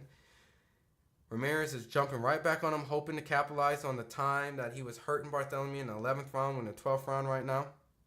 Barthelemy is trying to get some range, so he's probably trying to sneak some distance. And this is Barthelemy using his legs now for once. He's going side to side. You got to be hurt in the 12th round to go side to side, Barthelemy. You got to go life and death with Ramirez in the last 20 seconds of the 11th round to start going side to side on the ropes. I mean, Barthelemy is doing what I thought Barthelemy would do. Box, flick his jab. He's starting to, looks like he's recovered. He's starting to throw some feints, trying to move, trying to get off the ropes. What the fuck? Why? Why are you doing this now? Why are you doing this now? Ramirez is starting to come forward and starting to push him back on the ropes while Barthelemy is using his legs side to side. He has his legs down. Clearly tired. Clearly tired. It's hard to keep his guard up because Ramirez just threw a jab right on Barthelemy. Ramirez jumps right back on him. Minute 30 seconds left. Ramirez won this fight. Barthelemy is doing everything in this round that he should have did the rest of the fight. I don't understand. Can you guys, if the chat, the ones that are watching, do you agree with me that Barthelemy is fighting how he should have fought in this fight? By moving, going side to side, use his legs, feint, set up a jab. He's starting to throw some lefts now down the pipe, getting a little desperate. He's starting to walk, making Ramirez move a little bit. Barthelemy is actually in an orthodox stance at this moment, by the way. If you guys haven't noticed, and he switched back to southpaw, it's kind of switched it up. This is crazy. You would think a person who isn't in a position of desperation would not necessarily not fight the right game plan, right? But because he's in a desperation, he's deciding to fight the right game plan. Like, yeah, this makes no sense. Barboza's not that guy, mid. Agreed. Vergil, better defense than Haney. Ramirez is teeing off because that's their limit. What you drinking on? What up, Edgar? This is Zevia. It's like a zero sugar stevia soda. Try not to drink sugar. It's like one of those, like, I don't know, man. Barthelemy just threw me off, man. Haney can't beat Mario Barrios. I'm here for McCombs versus Sandor Martin. Not a casual, friendly fight. Purists can respect it, though. Yeah, that's one of those fights, Keen. That's a rough fight to get through. Haney beating Barrios. Great matchup. I don't see why Haney can't beat Barrios, right? Like, I don't understand why all of a sudden Haney can't beat nobody. You know? Devin needs to rest and come back next year. I think he should rest, but he'll come back this year. Jose Ramirez can better stop Don Carlos. I don't know if I read that right. I got Sandor versus Haney 50-50. Maximum, what's up, man? What do you got in your profile? I can't tell. Icon's small. Blackie. Ryan should have been forthcoming about his plan and not making weight. He battered Haney, but his tactics were borderline cheap. Ryan had the tools to win fair and square, so I don't know why he didn't. Well, if we are transparent, that would be great. But let's say he was being transparent and he was like, no, I really can't, then just Devin and them agreed to make the fight, which respect, right? Because we would have been bummed if the fight wasn't made. So this was a commendable thing for the Haneys for continuing to fight. Not saying any underestimated them, but you know. But Ryan landed a good shot, and Ryan gets all the credit. I haven't heard Devin or Bill. I mean, I guess Devin said he would like to have a rematch for a fair. I mean, you know, like, make your weight, bro. Make your weight. Make your fucking weight. But outside of that, I haven't really heard him really complain, you know. I haven't heard Bill say anything, you know. And I don't think it's crazy for someone to say, hey, I wish we can both make the same ideal weight, you know. But for the most part, I hear nothing but credit, right? It's boxing. It's boxing, right? And all the stuff that's going on right now with all the antics, I'm not part of that. You know, I'm not part of any of them. So I really am not a big fan of all of it. So I'm gonna stay out of it. Draco Edwards, Mikey should have retired after Earl beating. Mr. Quake, boxing, UFC. I grew up on boxing, but I watched both. Mikey had nothing left against Sander. Yeah, he was done. He was done. Barrios don't have that devastating power. Like, For Young, each scored this contest 119-109. Steve Morrow had it 119-110. All three for your winner by unanimous I won't say decision. that. From the Central Valley, Avenel, California, Jose. I wouldn't say Bartholomew only won one. Maybe more than 3. Jose can better. Better retire. He didn't look good. I agree 100%. Definitely. I'm assuming. Yeah, he waits till round 2 to get creative, right? That's exactly what I was talking. I saw a UFC fight tonight. Oh yeah. What? I didn't watch the UFC card today. I know there's one. Alex Perez, Ryan Spann, Ariane Lipsky, Timmy. I'm not gonna lie, dude. UFC is getting harder and harder for me to watch. It is, and I'm a diehard MMA guy too. That Thurman who beat Barnes with punish and beat Haney at 147. You know, Thurman's a good fighter, man. I wish we got Thurman versus Tim Tszyu. You know, real record. I still want to see that. Maybe Barrio's been looking good. I'm a fan. Yeah, we'll see. He's fighting Mark with Maidana's brother next week. I'll be at the fight. Is it like Zuma run? I don't think I've had Zuma. What's Zuma? Zuma soda? Yeah, it's like one of those, right? It's just with stevia. I think, what up, Abraham? I think Barthélemy would have been more active if he was in better condition. I think he fought like survival most of the fight, waiting for the opportune shots on it. Yeah, I agree. Perfect breakdown. I love it. And if there was just probably more active Barthélemy, because I'll be honest, I was writing Barthélemy off, so when he actually visibly rocked and hurt, and I thought dropped Ramirez, I was shocked. I'm shocked. I'm still shocked, right? But it's boxing. And maybe when I kind of break it down, you know, Ramirez probably never had the good defense to prevent stuff like that.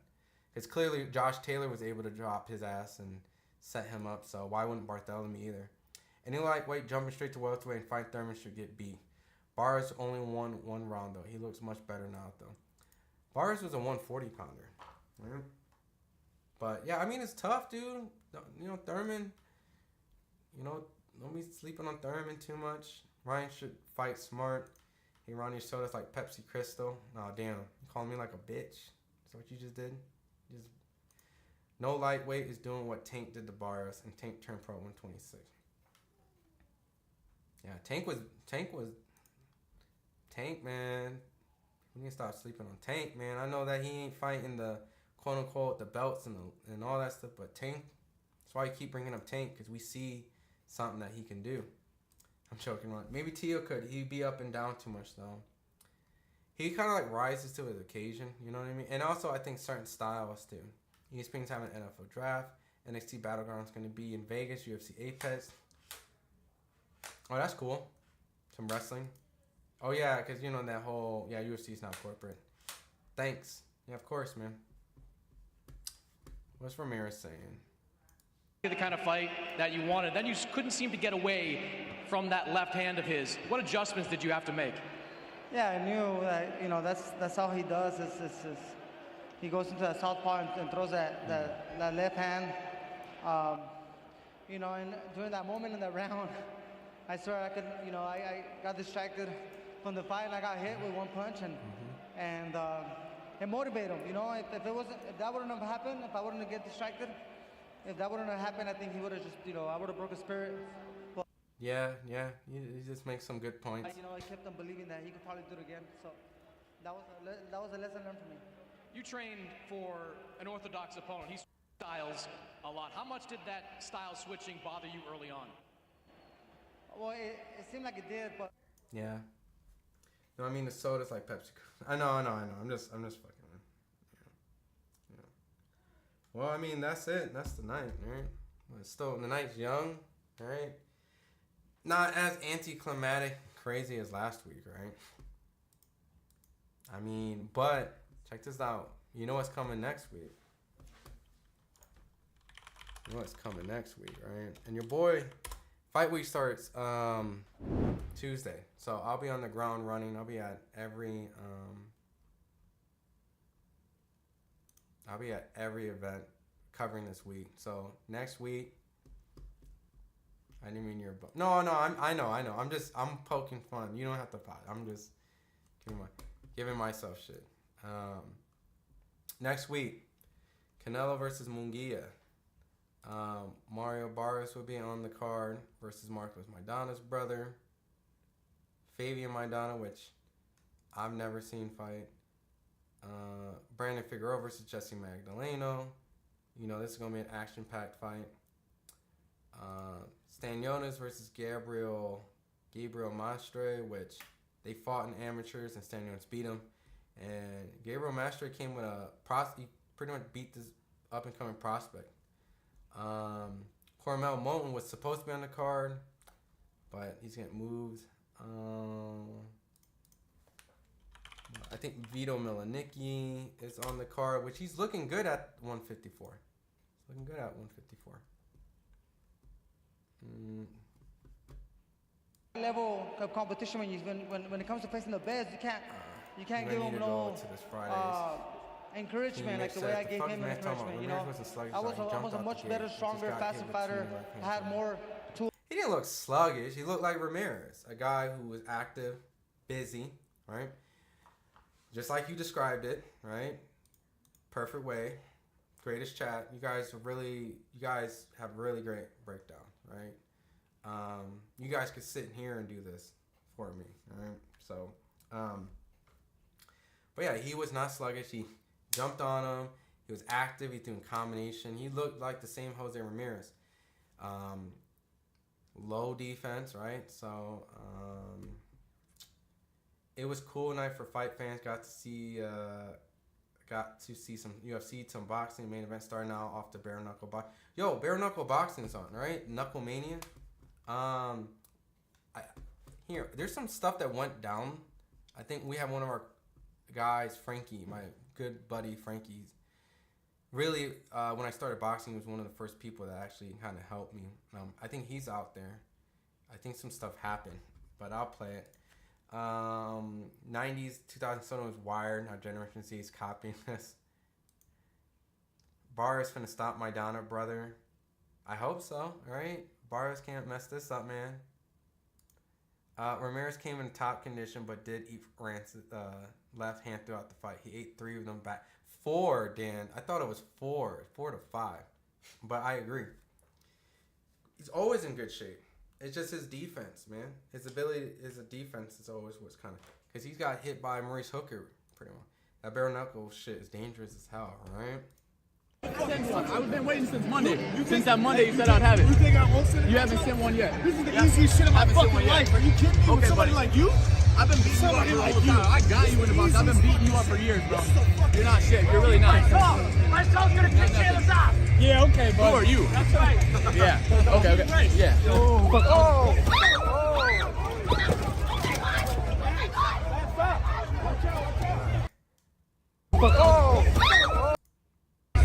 My son's gonna kick Taylor's ass. Yeah, okay, bud. Who are you? That's right. Yeah. Okay. Yeah.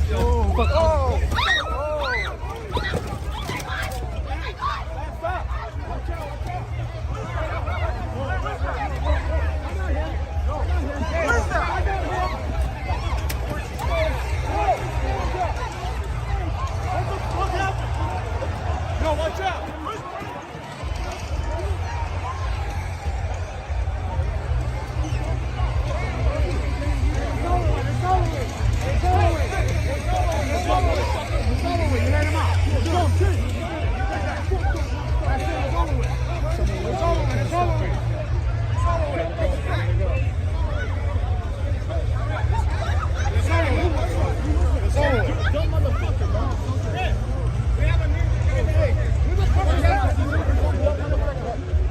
They threw a guy up the stage by his head.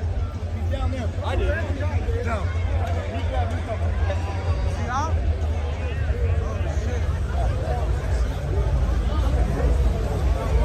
Get out of here with that shit. Get out of here with the camera.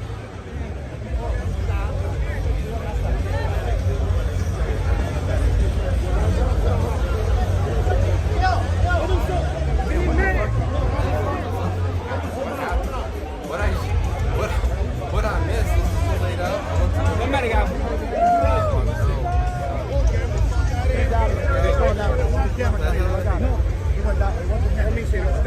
Guys, if you have media, I need you going that back to the media section. Get back there. Get back to the media. Get back to the media. Back there, bro. Get back to the media section. Back there.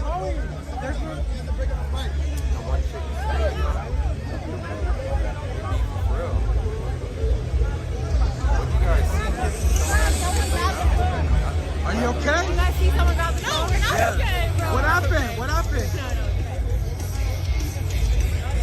Damn, bro, you okay? What? Someone opened a window? I felt a breeze. Hey, what happened? Wait, did he actually? Open a window? I felt a breeze. Oh, he actually got it? What? Someone opened a window? I felt a breeze. Hey, what happened? Taylor Holder's a fucking pussy.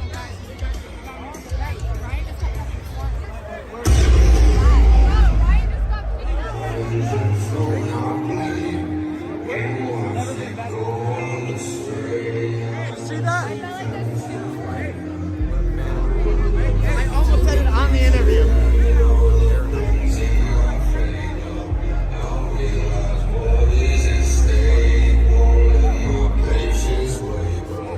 Yeah.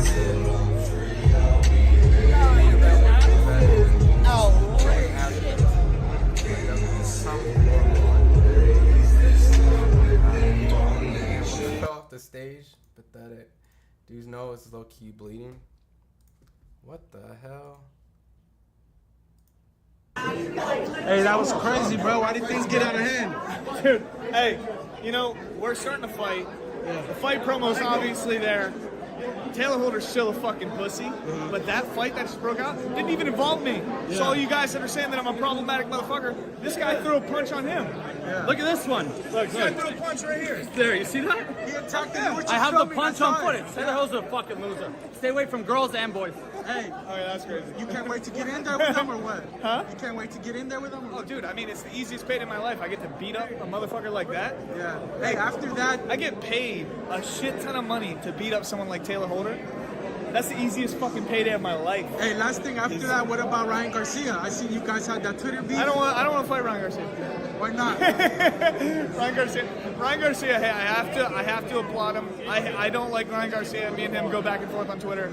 I have to give I take my hats off to Ryan Garcia after beating Devin Haney. I will say that. Respect. Fucking, that shit was dope. All right, last thing. What do you want to see from Ryan? Pitbull. Pitbull Cruz? What happened? Cruz versus Ryan Garcia. I think that's going to be the ultimate test if he deserves that Tank rematch. All right, rematch. Thank you. You good? What's your name? Hey, how are you? Taz, like nobody. They're fighting for free agree. Should I even like? Yeah, that is Bryce Hall. Should I even? What do you guys want to do? Like, cause I'm not gonna stay up too late. You know, we've already got our results from tonight, right? Jose should have been dropped by Rances Barthelemy. Wins a very fair, decisive fight. Almost maybe returned it by dropping Barthelemy. Almost 11th round hurt him.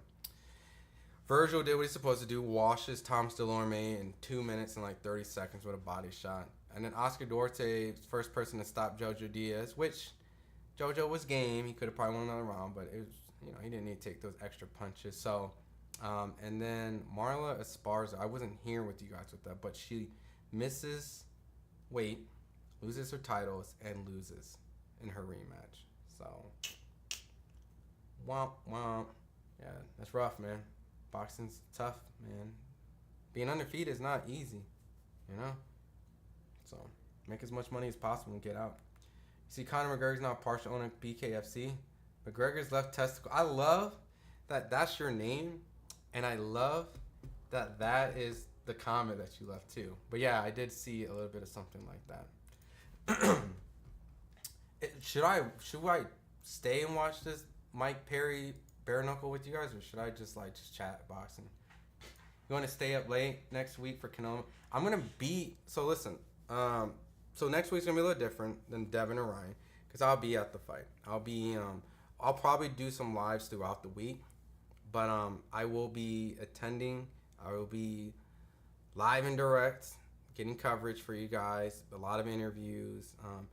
I might maybe go live after. I'm gonna talk with the owner if maybe we can go live for the post conference. Then I can chat with you guys and flip the camera and we can talk on my way out. And we can keep the chat going while I'm heading home. Maybe we can do something like that. I'm not 100% sure, but I won't be sitting here like here, because I'm in Vegas right now, and so the fight is here, so I gotta cover it. But who knows? My guy Kevin Garcia will be here, so maybe we can. This is what I'll probably do. Maybe I'll go live at the events, right? Maybe I can go live or chat. Maybe I can bring some fighters, right? Maybe I can bring some fighters. Maybe find a fighter. Chat with you guys, like a live chat on the spot. I mean, I'm open to ideas, right? You guys let me know what sounds cool. You know, I'm open to it. You know, whatever sounds good to you guys. Because this show is really this whole entire live is like for you guys. If you guys like something or need something or want something, you know, I'm trying to make it happen. You know, maybe I'll start calling some fighters. See if they'll get on here. We'll do some live chat. I know I said that last week, but it was so busy last week, and it's gonna be busy this following week. So, Red definitely. If Pitbull lands the same shots Devin landed on Ryan, it's bueno noches, Ryan. Yeah, of course, man. There's some serious shots. I'm so glad to be his left testicle. Why not his right one? Just curious. Would the drop if counted been enough to make? Nah, but it could have probably changed how he fought, right? Maybe he was just kind of looking for to try to get that knockdown that he probably felt he deserved. So I mean, oh hell yeah, you being at the fight, that's awesome. Yeah, you know, while I got you guys here, right? Just kind of a get to know. You guys can ask me questions and whatever you want. I think some of you guys have been here when I showed some of my credentials. I'll go through my box. I have a box full of credentials, which is not all my credentials, because I left some with my dad.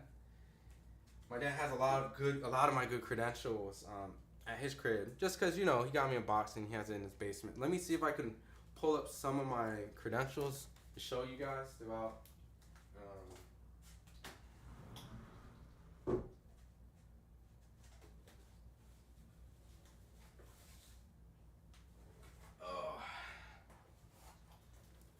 don't judge me. My girl wants to put these in a binder.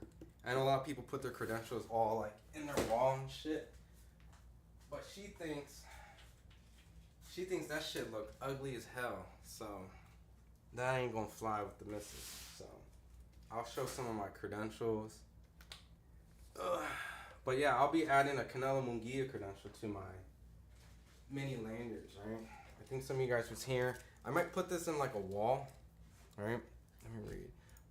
What if Munguia wins? That'd be nuts. I don't have Munguia win. I hope Munguia wins. I know he's not ducking Benavidez.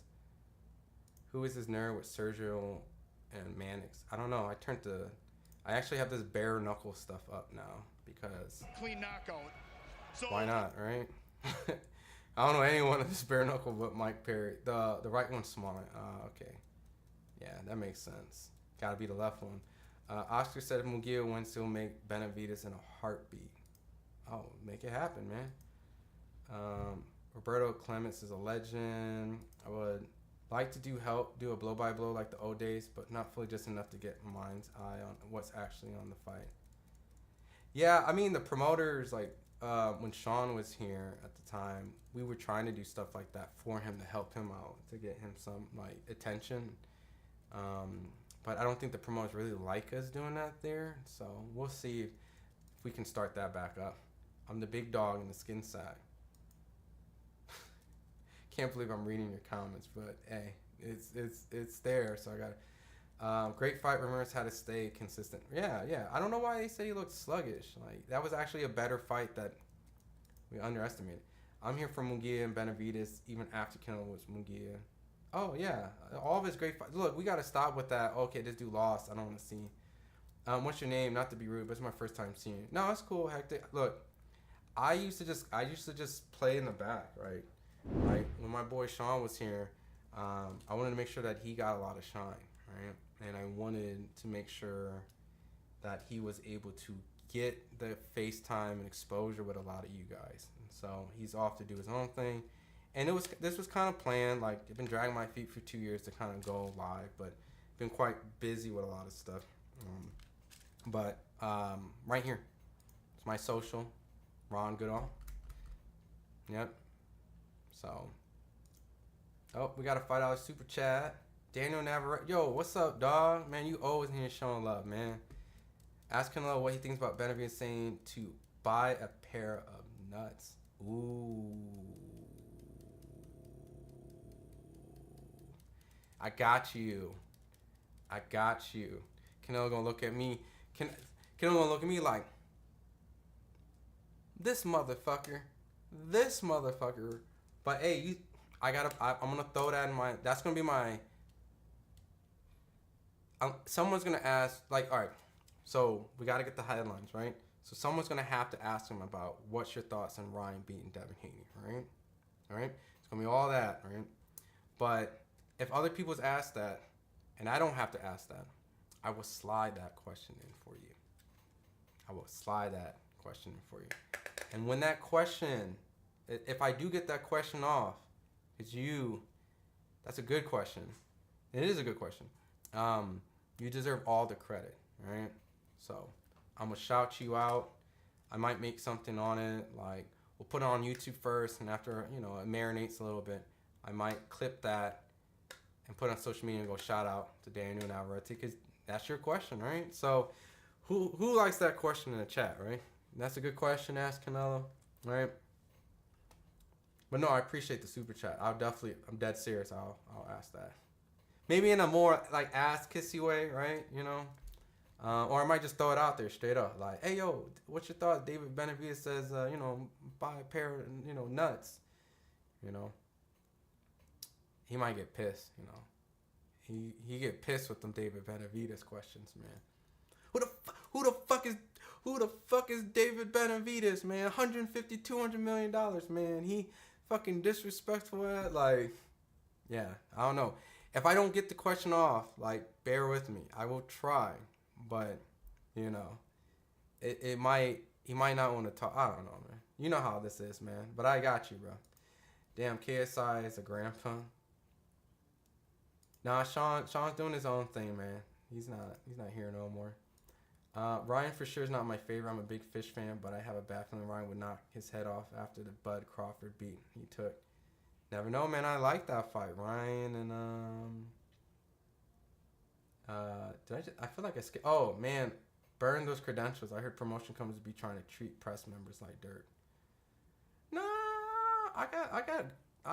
I mean, do we get what we feel like we should get? I mean, no, but I wouldn't say like pure dirt. I wouldn't say that. It's just we have certain things we need that we don't really necessarily get, which can be a combination of, you know, maybe some media is entitled, fair, and then some maybe not. But, you know, Ryan Garcia moves to Errol Spence.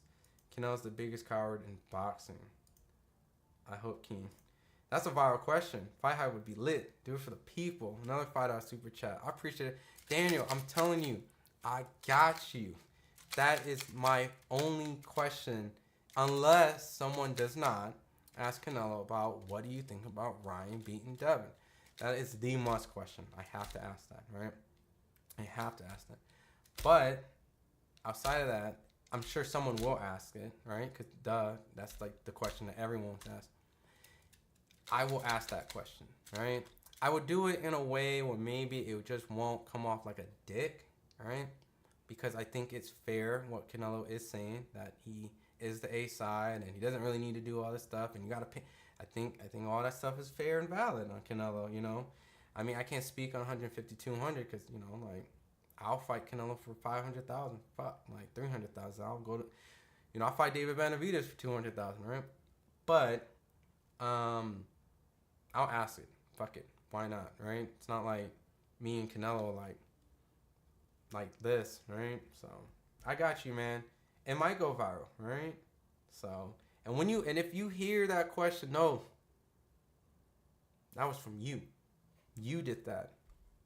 You did that. Here on Believe the Hype, on FightHype, you did that. So, that, you know what? I'm going to really make sure I try to do that just to prove a point. That by you being in these streams, that you can make an impact, for real. So, and now you got me motivated. Bro, no lie, all media scared to ask another question we want answered. I mean, it's like, it's not really, can I be honest with you guys? And I put myself, it's not the fact that we're scared to ask the question. We just don't want to be the specific asshole that the fighters go off on, right? Because we're all thinking the same thing, right? We're all literally thinking the same set of questions, right? We're fans like you guys, right? But we don't want to be the one to necessarily get fucking ridiculed, chewed out, and all this dumb shit. And don't get me wrong, I've pissed off a lot of fighters before from questions, you know? When Sean was here, he did it. You know, the owner of FightHype, Ben, Frankie, who's out at the Knucklemania, Hans, you know, Kevin Garcia, who's recently just joined the squad. We've all done it. We've all done it. And, you know, at a certain point, always being the one who asks the question can be exhausting, right? And not saying that you,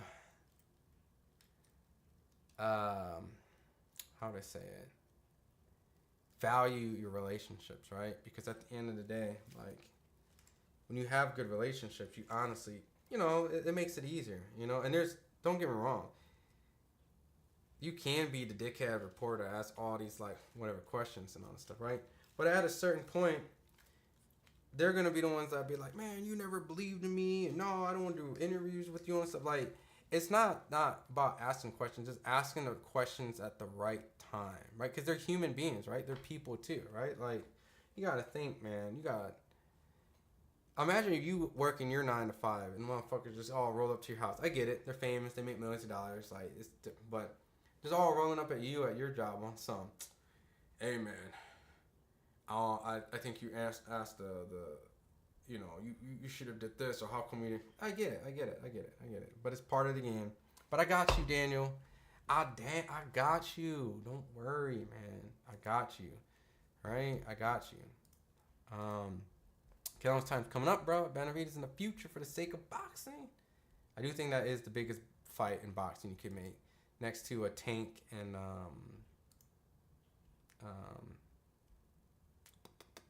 Tank and Ryan rematch would be pretty big. Yeah. Canelo said Ryan could beat Haney. Already did. I think that was out of support, but you know, someone's gonna ask him. Like now that that's being scary, bro. Dude, I got you. Now you pulling out my media card, man. I got you, bro.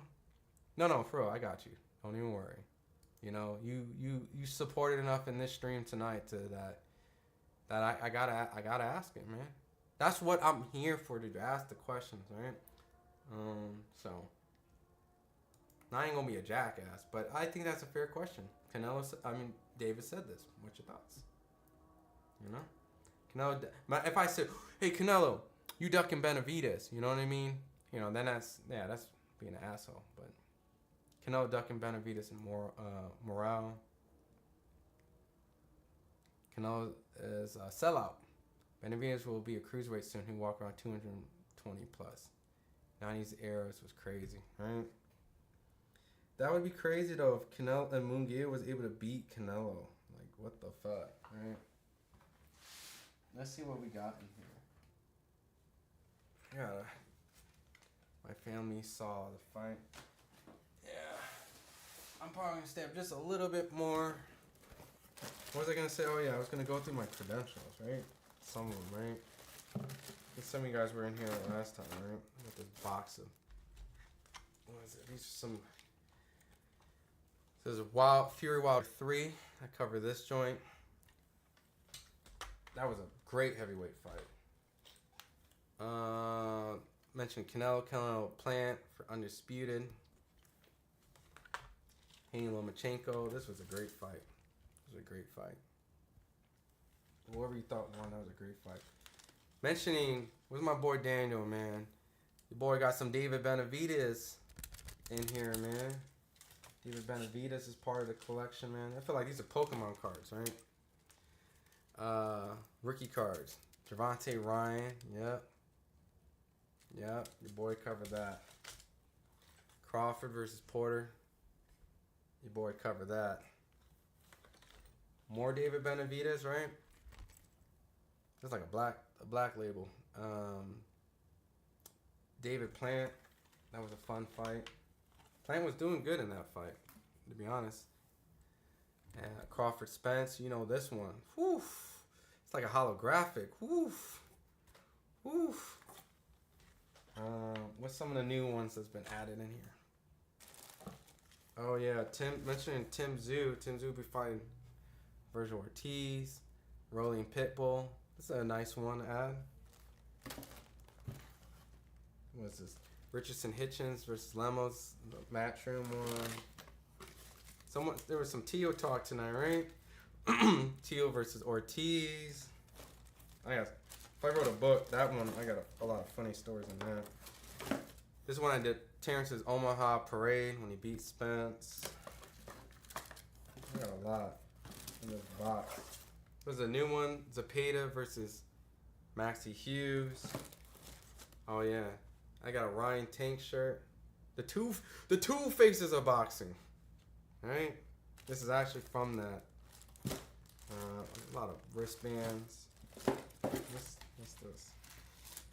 Oh yeah, Vergil Ortiz versus Lawson. This is the last one. Pitbull versus Cruz. Event week. Right? What else we got in here? Oh, you can't cover boxing if you ain't cover Jake Paul, man. Jake Paul Woolley 2. Boy, he slept Woolley. That was nasty. The GWOAT. This is when Clarissa Shields became undisputed. She was undisputed on that night. Alright. Shout out to Clarissa, man. For real, the GWOAT. He's there. Shakur Stevenson. The one he's being ridiculed about. De Los Santos. He'll be back, guys. He'll be back. Some more Jake Paul. Oh, this is kind of like almost slowly getting vintage. Big drama show.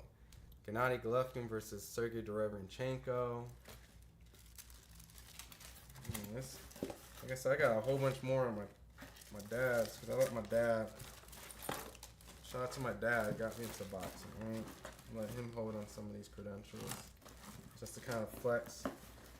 When we're at some of these events, right? Yeah, let me read some in the chat real quick. I'm for sure watching your feed for the Canelo fight now that I know you're going to drop the bomb on him. I got y'all. I got you. Dan, you put the pressure on me.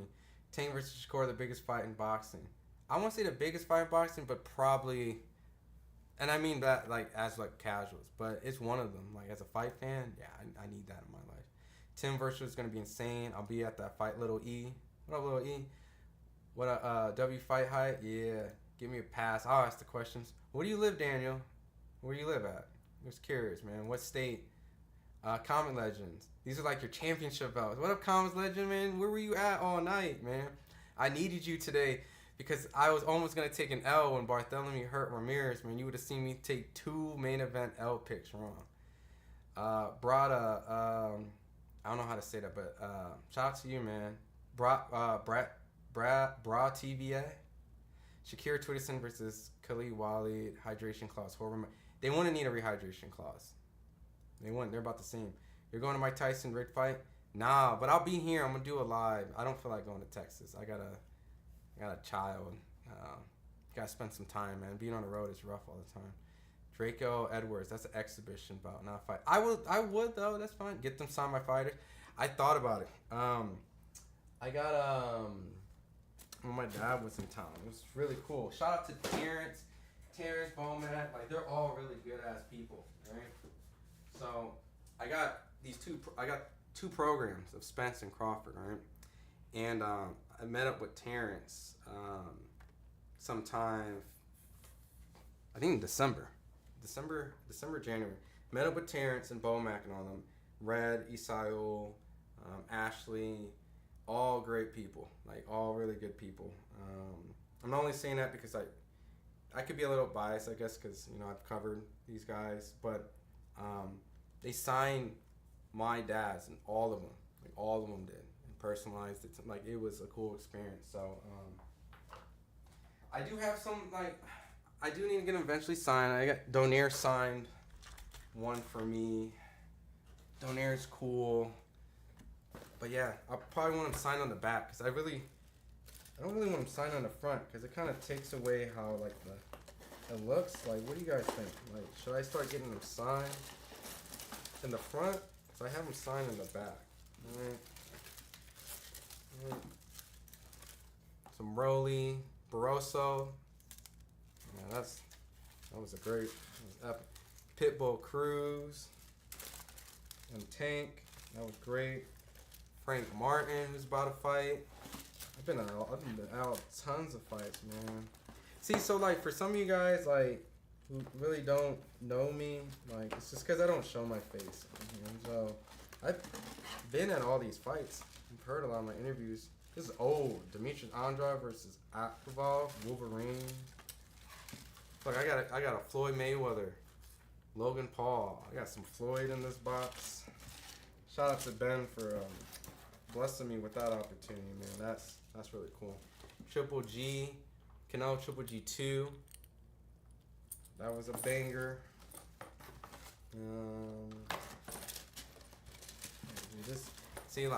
It's just one of the boxes. This looks like a mess.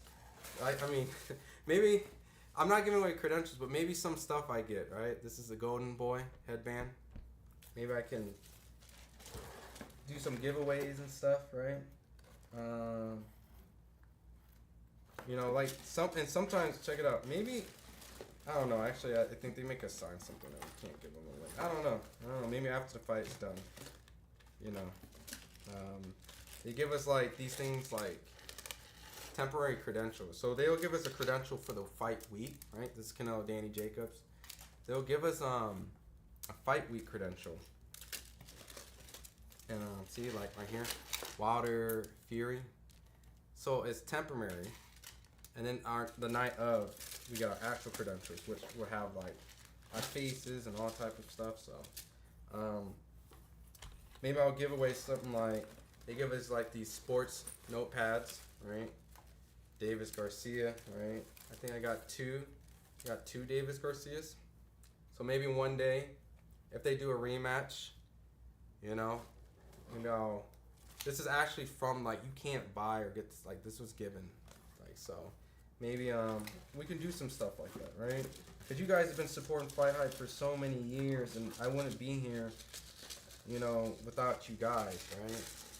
Like, really, you guys really made us, right? And we can brag and talk about, no, we worked hard and we did all these type of, I don't know if you guys play fighting games, but that's Evo. Oh no, you know, we were, you know, obviously, yeah, but at the same time, we need you guys to support. We wouldn't be 1.76 million without you guys, right? I see it's like a food voucher for Tank and Ryan. You'll need to do. Oh, yo, mentioning a sign, right? All right, guys, tell me what you guys think, all right? You'll need to donate. Sign the back. It looks better like this, right? Versus the front. Right? This was a test. Right? Looks better that way, right? I know, don't crucify me. No need to. And I don't have it tucked in a box like I don't care. It's just, yeah. So Laura versus Brian Castano. They fought each other, right? They fought each other. Adam, like, you know, and it's not like I'm only at the fancy fights. Like Adam Kanaki versus Chris Arreola out in Barclays. Like, I got a lot of just random, like, these fights that no one wants to go to. You remember this was the upset. J-Rock losing his titles to Jason Rosario. Right? Mike Perry's next. All right, I'll stay for Mike Perry. I'll stay for Mike Perry, and then I'll get off. I'll stay for Mike Perry. Keith Thurman, you remember when he got hurt by Josecito Lopez? Like, I got some serious credentials, man, that show. Where's my boy Quake, right? Look, I got Bellator, Chael Sonnen's last, PFL. I was covering Kayla Harrison years ago. There's a Canelo Charlo. That's probably not. Yeah, so, like, this is not me trying to flex, like, not at all. See, Jamal James versus, who wants to go to this, right? That's not a high profile. Lubin versus Gallimore. I fucking had to go to Allentown, Pennsylvania for that, right? So, like, you know, everyone here has added to FightHype, and, like, really, for when people come in here and they're like, who the fuck is this guy? You know, who's this? Like, it's been someone who you've been listening to for quite some time, you know. And there's a lot of us that are who cover boxing. You just don't know what their faces are. So it's not just me. Like, all the, you know, there's a lot of people that really build towards this that just don't either care to show their face or do a live. And so, like, guys like Daniel that came in here that really want to be able to come and express and say, yo, can you ask this question? Like, sure, I got you, man. I got you, man. I'm gonna ask that question, man. I got so much. I mean, I don't even. What's crazy is, like, look how some of these other, like, Stevenson versus Corvera, bro. I don't even know I don't even remember who the fuck this guy is that Shakur fought. Sosa versus Rhodes, like, what? I have to box rec those fights because I don't remember that shit. Like, I don't remember who the fuck is Guava. Like, that's crazy. Look, Tank in Baltimore versus Ricardo Nunez. Brandon Figueroa. Oh my god, it's like paper thin. Versus Oscar Escardon. Yeah, I remember this one. So let me get Devin. Have you noticed that Devin fanboys are now having a hard time processing defeat? Now they want to call Ryan a cheater and they're embarrassing. Can't even take it out. No, I picked Devin to win the fight. You know, I don't think you should have any excuse to take away from what Ryan did. You know, I do understand the 3.2 pounds is, you know, like, you have a point, but at a certain point you just have to a win's a win, a loss is a loss. You know, that's like me trying to take away Tank's win against Ryan. They agreed. So, it's never fun when a fighter, you know, you put a lot of stuff. San Diego. You know, Canelo be doing media workouts in San Diego, man.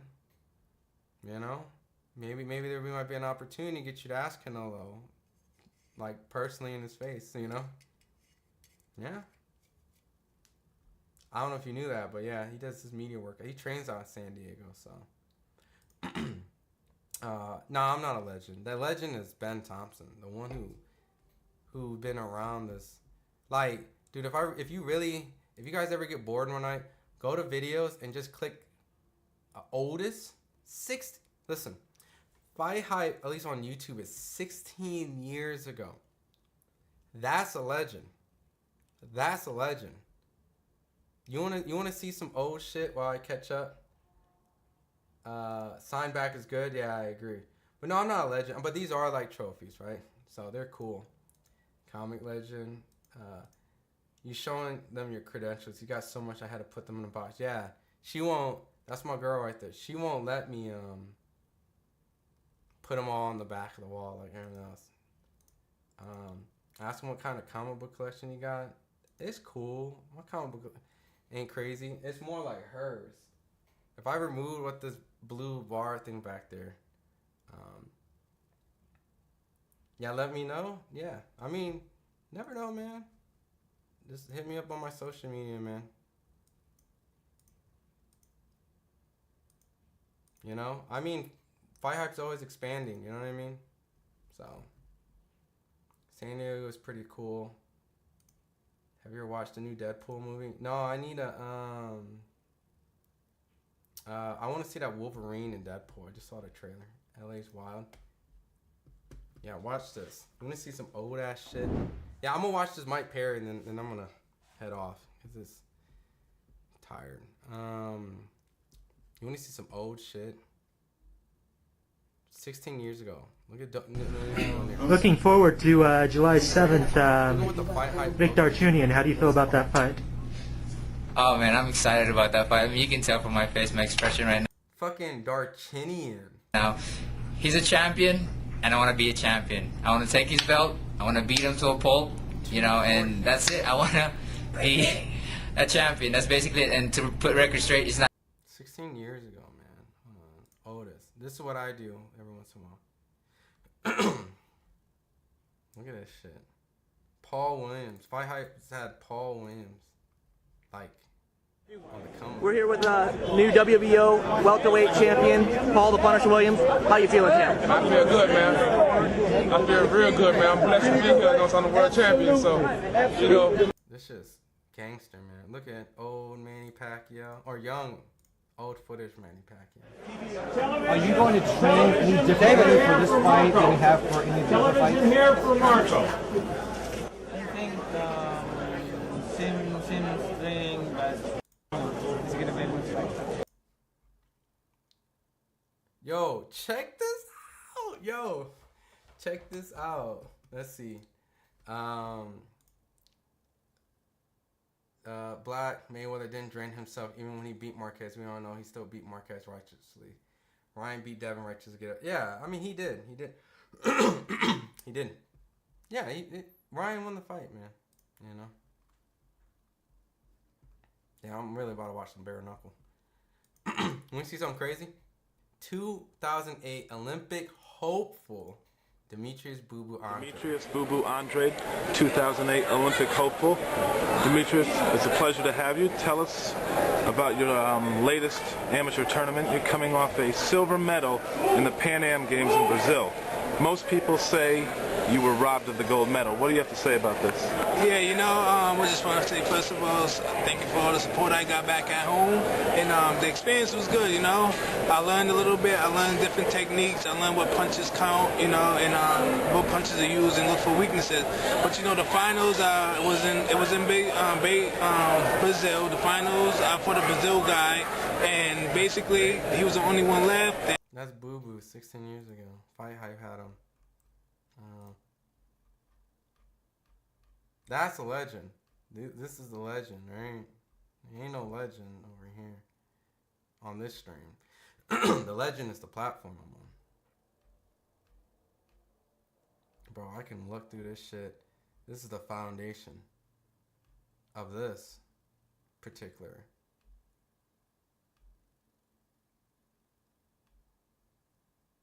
This is crazy. Shane Mosley sparring for Cotto. You want to talk about Ken? No, that's not Ken Long. Dude, there's so much, and there's MMA stuff in here too. Like some. Look, there's Randy Couture. There's some Steve Forbes. Oh my God, Rich Franklin. Kelly Pavlik, Glenn Donaire, Paul Malignaggi,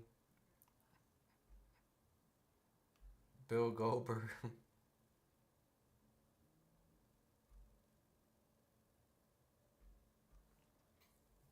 Mike Perry about to start bringing all the eye to bear, right?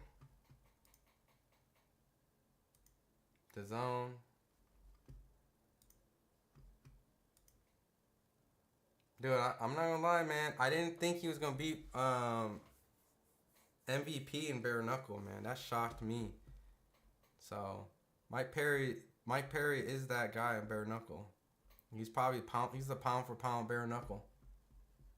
Any clips of Vargas and De La Hoya?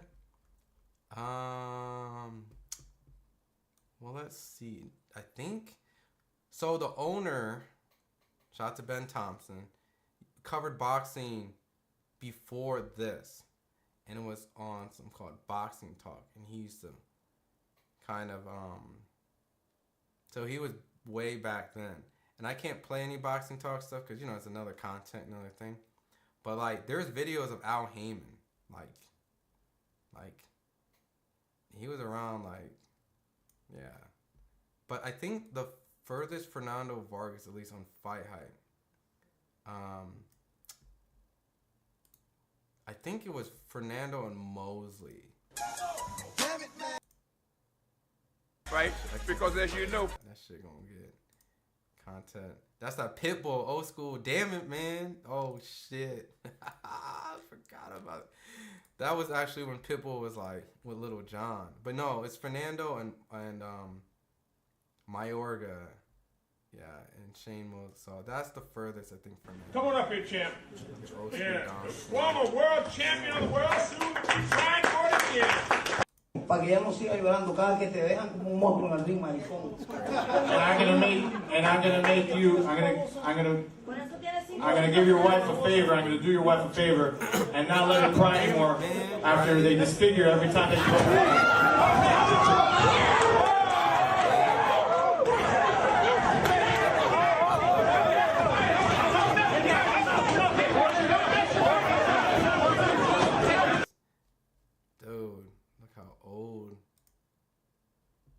Shit is. Yeah, once Mike Perry, once this fight's done, then, and real quick, just so you guys know, we do have Mike Perry, like, we got someone at this event, so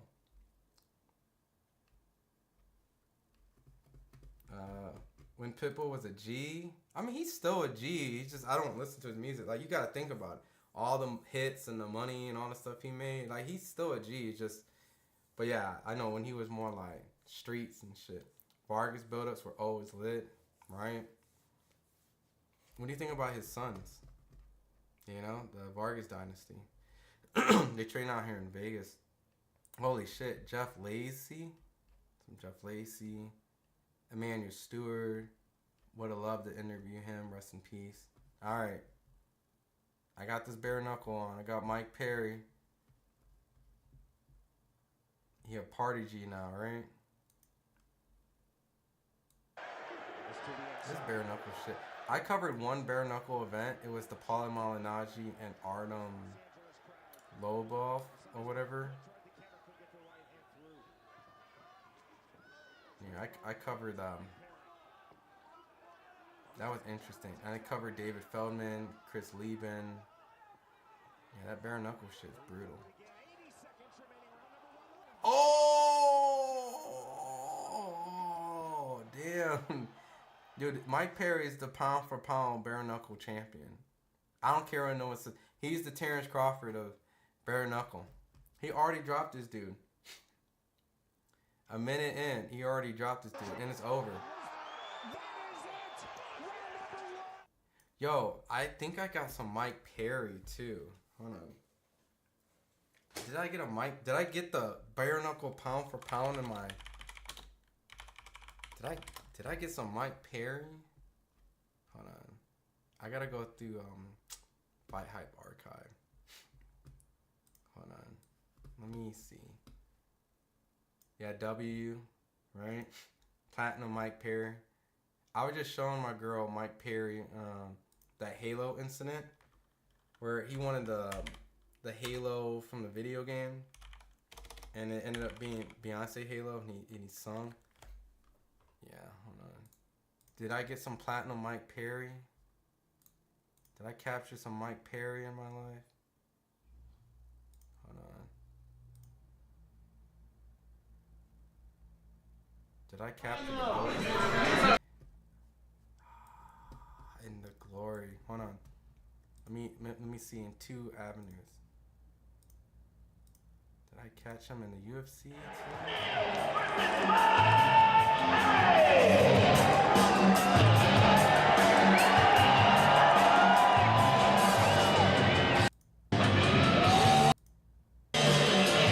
Oh, I set it up for Sean to go to it.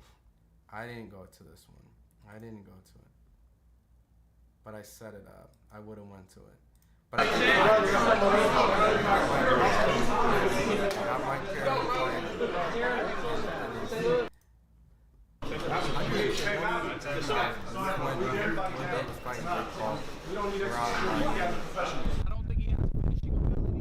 it's my audio shit. We'll just translate right now. Just coming off the Ben Askren victory. Because, but that was like. I mean, you mentioned that the Paul will go decision. So does that mean Woodley would get the KO if it went the other way around? Yeah, I see Woodley finishing it, but I can see Woodley getting the decision too. I can't. I really don't. Guys, the pound for pound bare knuckle. I got him. I treat covering fights like Pokemon, right? Like it's fun. Like you got yourself like. I got one, alright? I got me a Mike Perry interview right there. If it went the other way around? Yeah, I see Woodley finishing it, but I can. Paul will go decision. So does that mean Woodley would get the KO? Yeah, man. Got me a Mike Perry, man. Get out here. The future. 2 years ago, he was just a UFC fighter, but now he's the bare knuckle. Pound for pound. Got to say to him. My easiest fight yet, just like I said it would be. I'm the undisputed king of bare knuckle. I'm #1 pound for pound. Yeah, talk that shit. Anybody who think differently, I'm the king in this bitch. Yep. Come and see me, bro. If you want the smoke, if you want the money, I want all the smoke and all the money. You can't beat me, it's my money. Give me the bag. Let's go, David Feldman. Yeah. David Feldman, that's the pound for pound bare knuckle champ, man.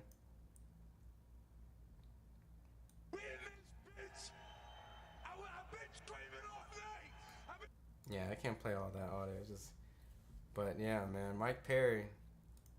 Well, they're ancient, right? Blackie Darn. The youngest, best one is Amando, weakest link. He's about to fight Sean, man.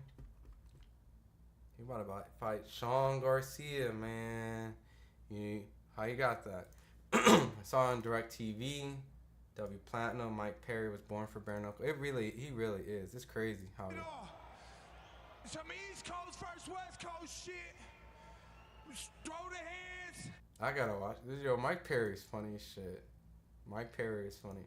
I only see combat karate.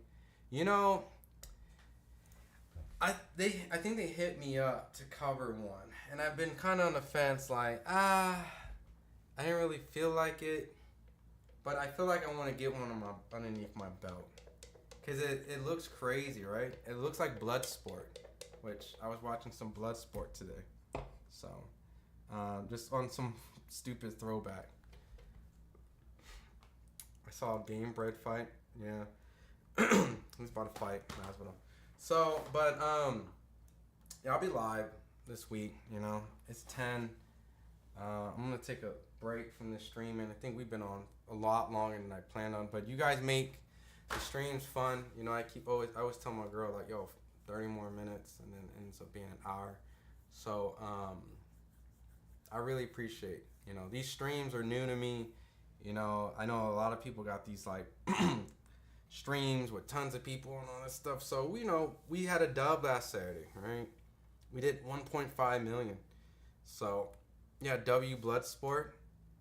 Yo, my girl was like, yo, why are you watching this old ass 80s movie? I'm like, yo, it's Bloodsport. You know, Bloodsport was the reason why Mortal Kombat existed. You know, like dead serious. Like, with no Bloodsport, Mortal Kombat would not exist. If you didn't know that, Google it. But no, I appreciate it. You know, next week the chat's gonna be full with a lot of new faces, right? You guys are a lot of the OGs or first timers that are coming in here. You know, but I got you, Daniel. Tuesday, if they bring Canelo to us, I'm gonna try to slide that in. You might hit me with that Canelo Alvarez look like this motherfucker. But I've actually asked Canelo, you know, stuff that he was cool about. Like I asked him about Kamaru Usman, Floyd. You know, I asked all these, you know, questions. But I got you, man. You know, so you paid the big bucks, man. You paid the big bucks. So, but that, I mean, I'm dead serious. Like that was probably like my parking ticket, that parking pass for the day. So you just helped me pay for that alone. So I appreciate it. I can at least ask that question. So, but yeah, I appreciate you guys as always, man. I'll be around, man. We'll do some lives. If you have any suggestions, please let me know. I'm open, man. You know, maybe I have some dreams of playing some video games, like some Call of Duty or some Tekken with some fighters and something different, man, instead of just straight interviews. So we'll start getting these lives popping with some fighters, and I'll have you guys actually ask the questions here live and direct. So, but all right, y'all. Appreciate you guys as always, and please, as always, if you have not, new to the channel, like, subscribe, comment, even if it's something negative, you know. And if not, this is my social media. I'll be using my Twitter more, my Instagram more, or if you just want to shoot me a message, right, Daniel? You know, you hit me up. So, all right, y'all. Appreciate you guys as always. Let me play some exit music. I love Fight Night. Screw Madden. Good night, bro. Appreciate you guys. Appreciate you, Blackie. Appreciate you, Quake. Appreciate you guys, man. You guys make the chat so much easier. W Ron, yep. Where's my player, man?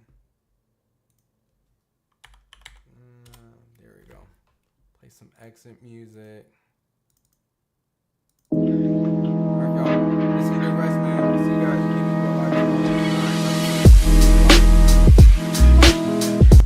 Holy shit. I'm playing that shit way too loud. I'm so sorry. Alright, y'all. Peace. That was too loud. I am so sorry if you got headphones or you got kids next to you. I am sorry. Alright, y'all, man. Peace.